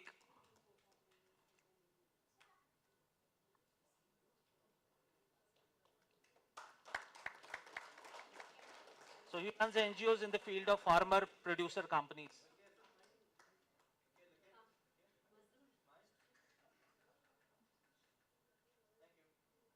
Colonel Manish Kumar. He is GM in the Indian Army.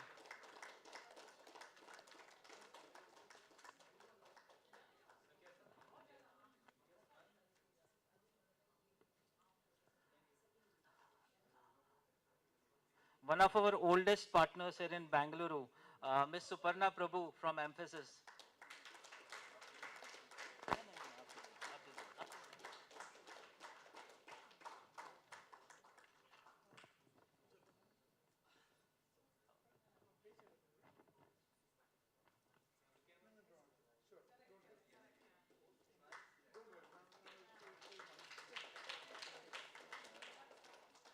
One I wanted to add to it, Dr. Deva Raman, Fuji Electric. I really thank you for traveling all the way from Chennai for this event.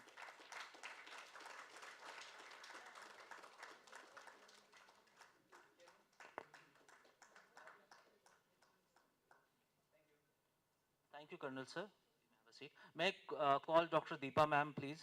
Dr. Deepa Ma'am is Director of Training and Placement Department at the Skills University, Symbiosis Skills University. May I call Mr. Arvind from Volvo company.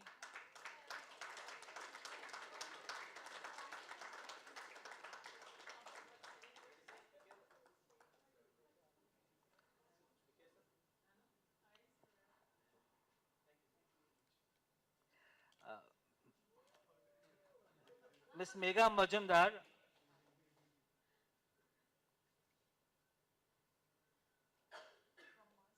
from Mer's company.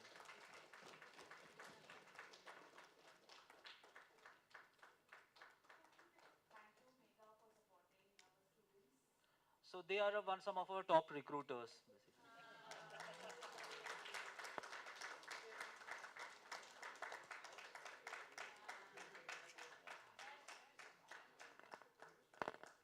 Mr. Ashish Tanwar, he is head of university hiring at ZSkiller.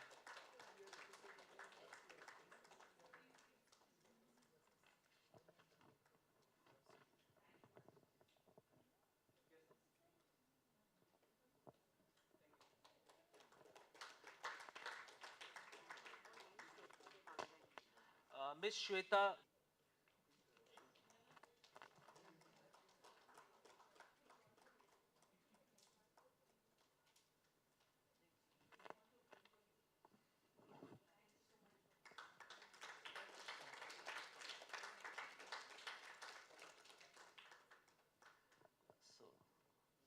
so there are around 15 names more that I need to call.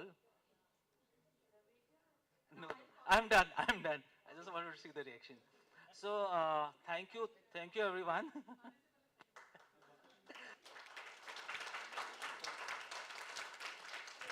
Thank you so much for turning up to and attending the event. I really thank. Where is Ashish?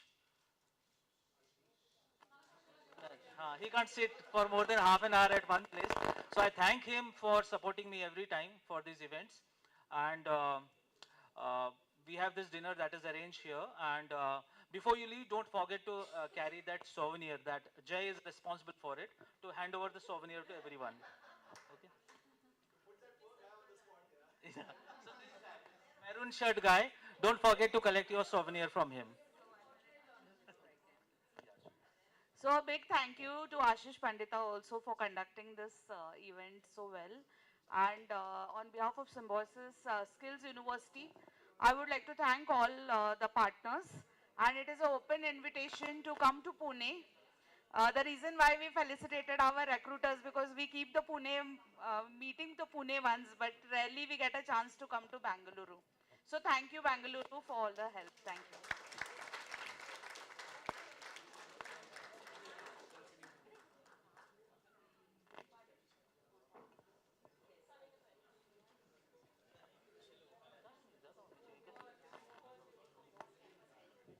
Dinner is ready and is being served in the garden area.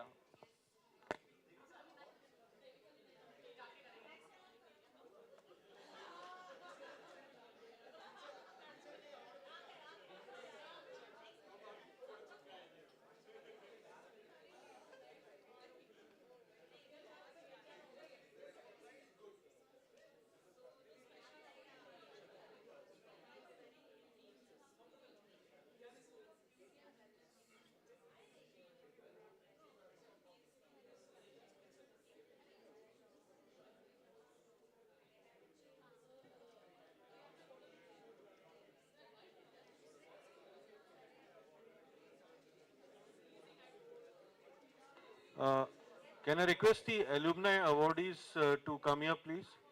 All the alumni awardees. Yeah, all the alumni awardees who just now received the award. Can you please come up here?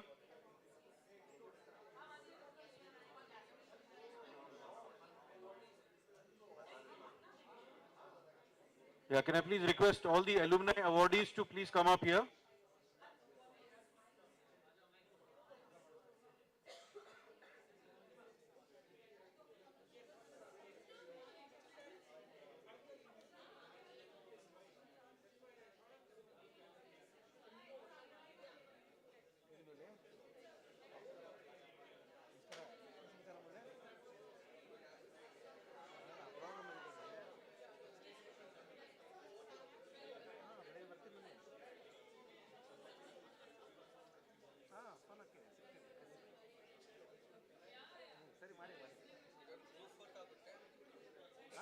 Can I request the other alumni awardees to please come up here?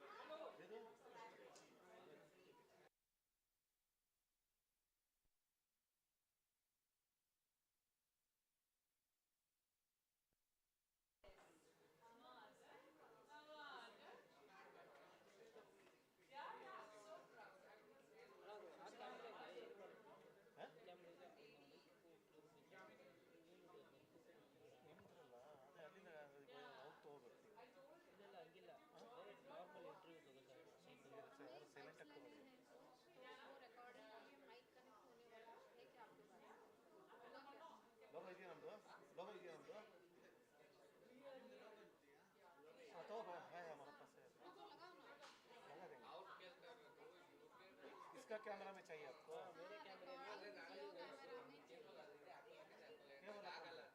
ಇದು ಕೊಟ್ಬಿಡೋಲೆ colour make ಹಾಕೋಪ್ಪ plug in ಮಾಡ್ಕೋಗುತ್ತೆ colour make use ಮಾಡ್ಕೊಳ್ಳಿ ಬೇರೆ ಜಾಕಿ ಇಲ್ಲ ನಮ್ಮಲ್ಲಿ ಹೌದಾ